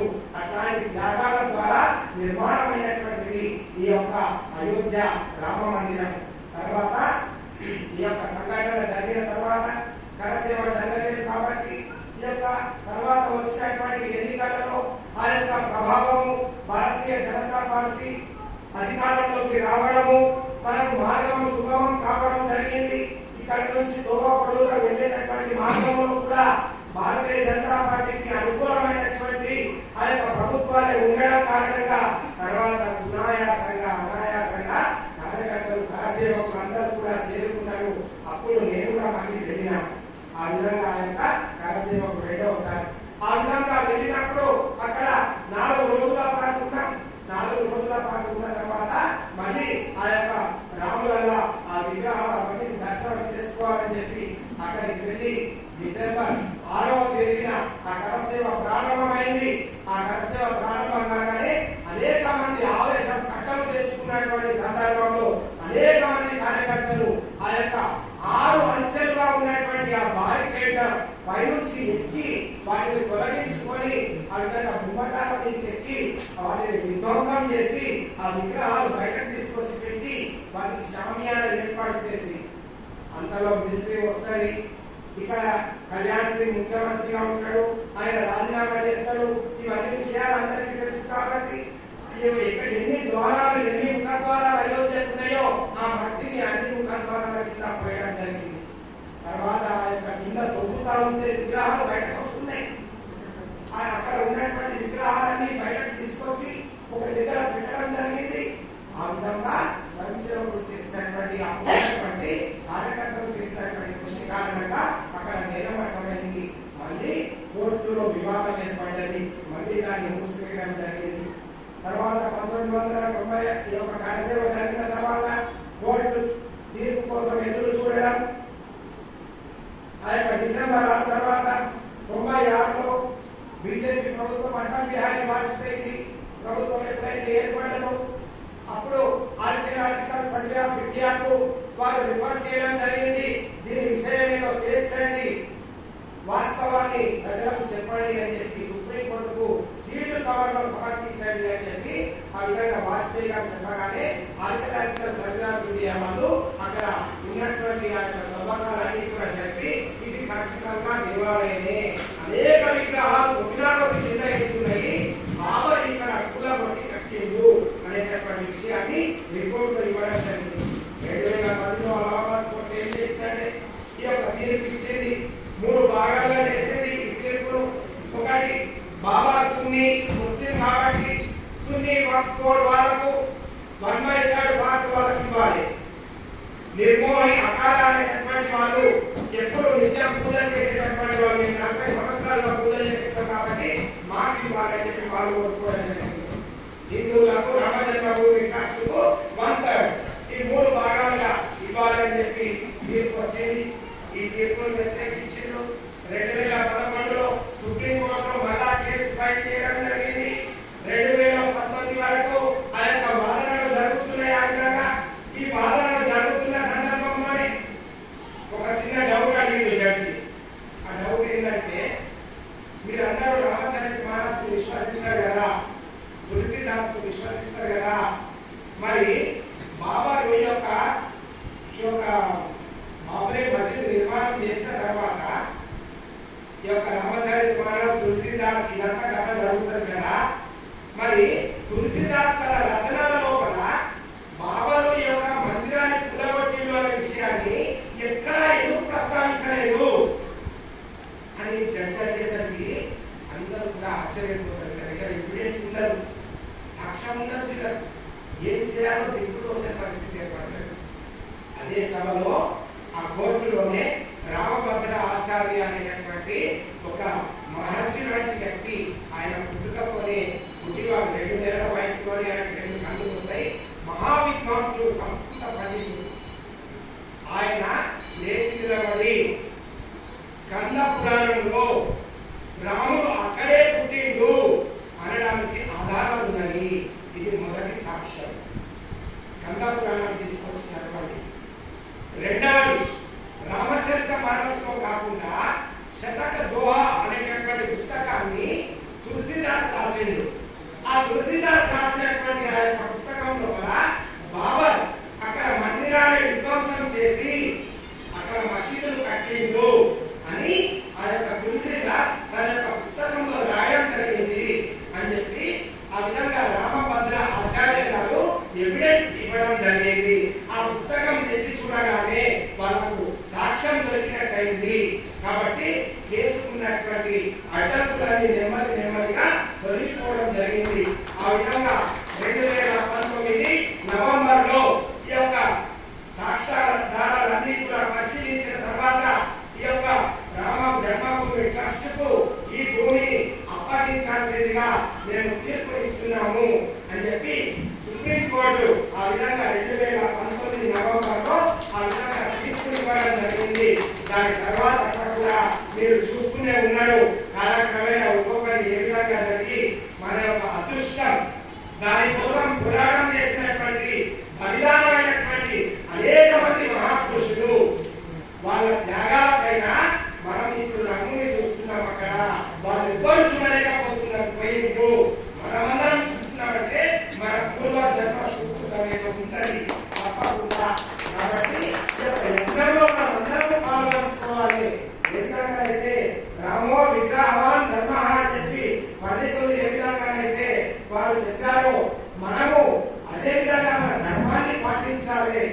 ధర్మాన్ని పాటించాలంటే మన ధర్మానికి అనుకూలమైనటువంటి ప్రభుత్వాన్ని మనం ఏర్పాటు చేసుకోవాలి. అందరం కూడా ఓటు హక్కును వినియోగించుకోవాలి అని సభా వేదికగా నేను తెలియజేస్తూ ఈ అవకాశం ఇచ్చినటువంటి పెద్దలందరికీ కూడా నమస్కరిస్తూ ముగిస్తున్నాను. చామకూర శ్రీనివాస్ రెడ్డి గారిని ఆహ్వానిస్తున్నాను. ప్రతి ఒక్కరికి అందజేయడం జరుగుతుంది కాబట్టి ముందుగా వందన సమర్పణ కార్యక్రమాన్ని చామకూర శ్రీనివాస్ రెడ్డి గారి సంస్కార భారతీయ ప్రధాన కార్యదర్శి గారు అందజేస్తారు. ఈ కార్యక్రమానికి చేసినటువంటి అతిథులకు మరి సంస్కార సభ్యులకు కౌలందరికీ నా యొక్క హృదయపూర్వక ధన్యవాదాలు. అయోధ్యలో పుస్తకం ప్రదర్శిస్తున్న చెప్పగానే కౌలందరూ స్పందించి ఈ కవితా సంఘాలు నిర్వహించడానికి యజ్ఞమూర్తున్నటువంటి 60 మంది కౌలందరికీ ఈ సభాముఖంగా ధన్యవాదాలు తెలుపుతున్నాము. సంస్కార పార్టీ సభ్యులకు, ఈ వేదిక ఇచ్చినటువంటి హరిచరణ్ మారవేడి యాజమాన్యానికి, సంస్కార పార్టీ సభ్యులకు, వేదికల పెద్దలకి, మీడియా మిత్రులందరికీ పేరు పేరు ధన్యవాదాలు. పుస్తకంలో మన అయోధ్య పుస్తకంలో మొదటి అయోధ్యాపురం అనే శీర్షికన మొదటి కవిత వారిదే. విఘ్నేశ్వర స్వామి ముందుండాలని ఒక సంకల్పం అయితే, రెండవ సంకల్పం కావ్యాన్ని బలం చేకూర్చాలంటే సంస్కృత శ్లోకంతో ప్రారంభం కావాలి, శ్లోకంతో ఆరంభం కావాలి అనుకున్నాము. సారు మరి సాధువుల చందంతో శ్లోకాన్ని అందజేసి తర్వాత అన్ని పద్యాలు రాశారు. ఆ విధంగా శుభారంభమైంది. గట్టిగా చెప్పడంలో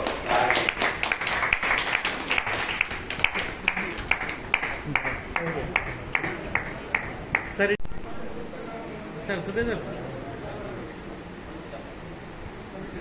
కానీ దేశ మీద ఈరోజు మన కార్యక్రమాన్ని సఫలం చేసినందుకు వారికి ధన్యవాదాలు తెలియజేస్తున్నాం.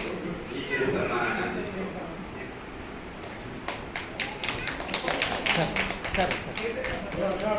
సార్ నిలబడండి, అన్నిట్లో ఉండాలి మీరు. వారికి పుస్తకాన్ని నిర్వహిస్తున్నాం.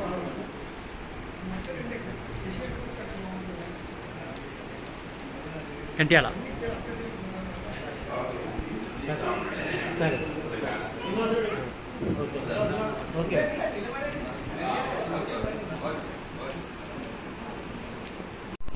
గౌరవనీయులు దారం గంగాధర్ ఆహ్వానిస్తున్నాను. వారు రాలేదు. వారి తర్వాత పెద్దలు గౌరవనీయులు మల్లవరం విజయ్ సార్ వేదికగా రావచ్చు. గట్టిగా చెప్పడంతో కార్యక్రమం వెళ్ళామని తర్వాత విషయాన్ని వివరించగానే సహృదయంతో ఉప్పొంగిపోయి హృదయానికి అద్భుతం మంచి కవిత భావించారు.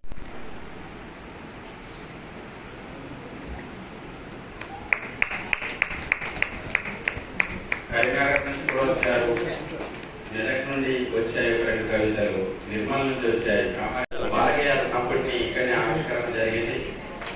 మరి బాలగేయాలే కాదు, ప్రౌఢపద్యాన్ని కూడా అందించగల మంచి కవితలు అందించారు. దీని తర్వాత శ్రీమన్నారాయణ సార్ విరాట్, తర్వాత మధుకూరి సాయిబాబు గారిని, తర్వాత అన్య బ్రహ్మచారెడ్డి గారు,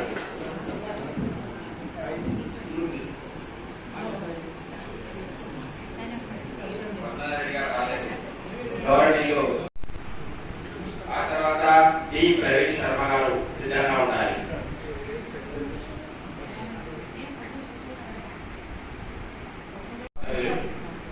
మరి అశోక్ శర్మ సారి దేశిష్యుడు మంచి పద్యాలను అందించారు.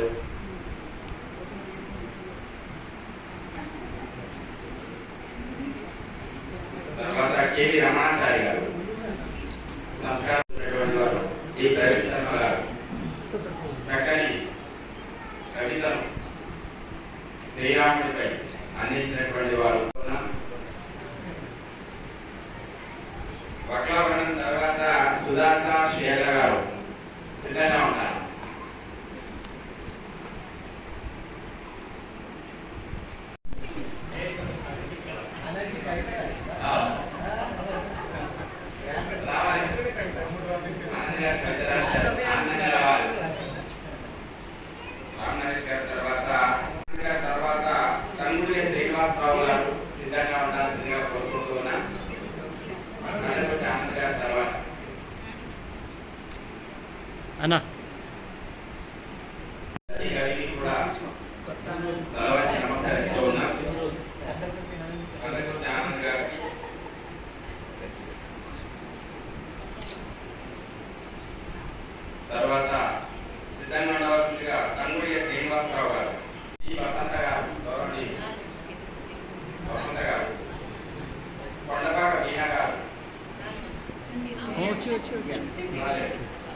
చూస్తున్నారో అని అప్పట్లో అభినందించండి.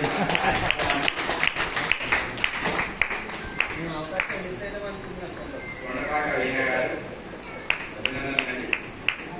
ఆమె చూడమ్మా. సిద్ధంగా ఉండాలి. సంపత్ ఆలూరు గారు.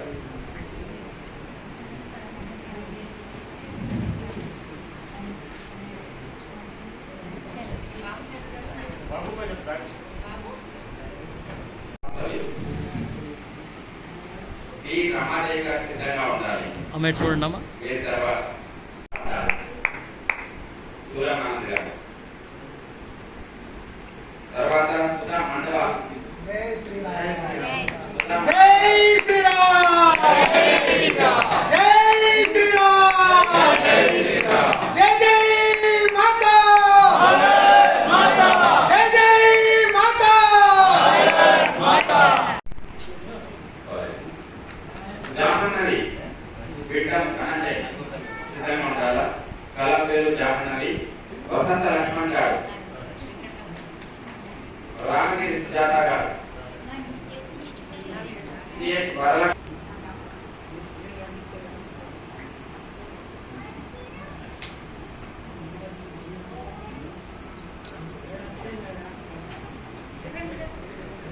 ఇంద్రావత్ రాహుల్ గారు.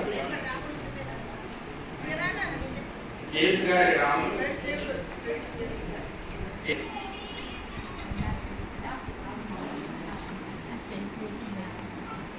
కళ్యాణ్ గారు. అదే అలవాటైపోయింది చేస్తాం మనం. తర్వాత తాడూరు గంగాధర్ గారి తర్వాత రివర్స్ గేర్ నవీన్ గారు సిద్ధంగా ఉన్నారు.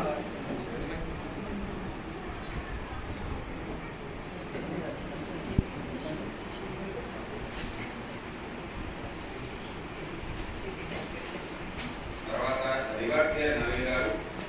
ఆ తర్వాత డాక్టర్ కోయల్ శ్రీనివాసాచార్య గారు. నిర్మల్ నుండి వచ్చేసారు.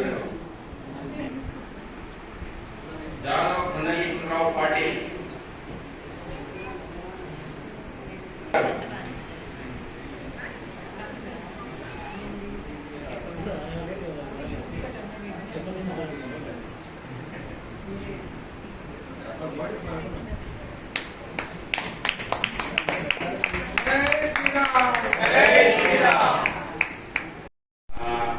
లేదు మీరు అక్కడ చేయలేదని పుస్తకం మీ దగ్గరకు వస్తుంది.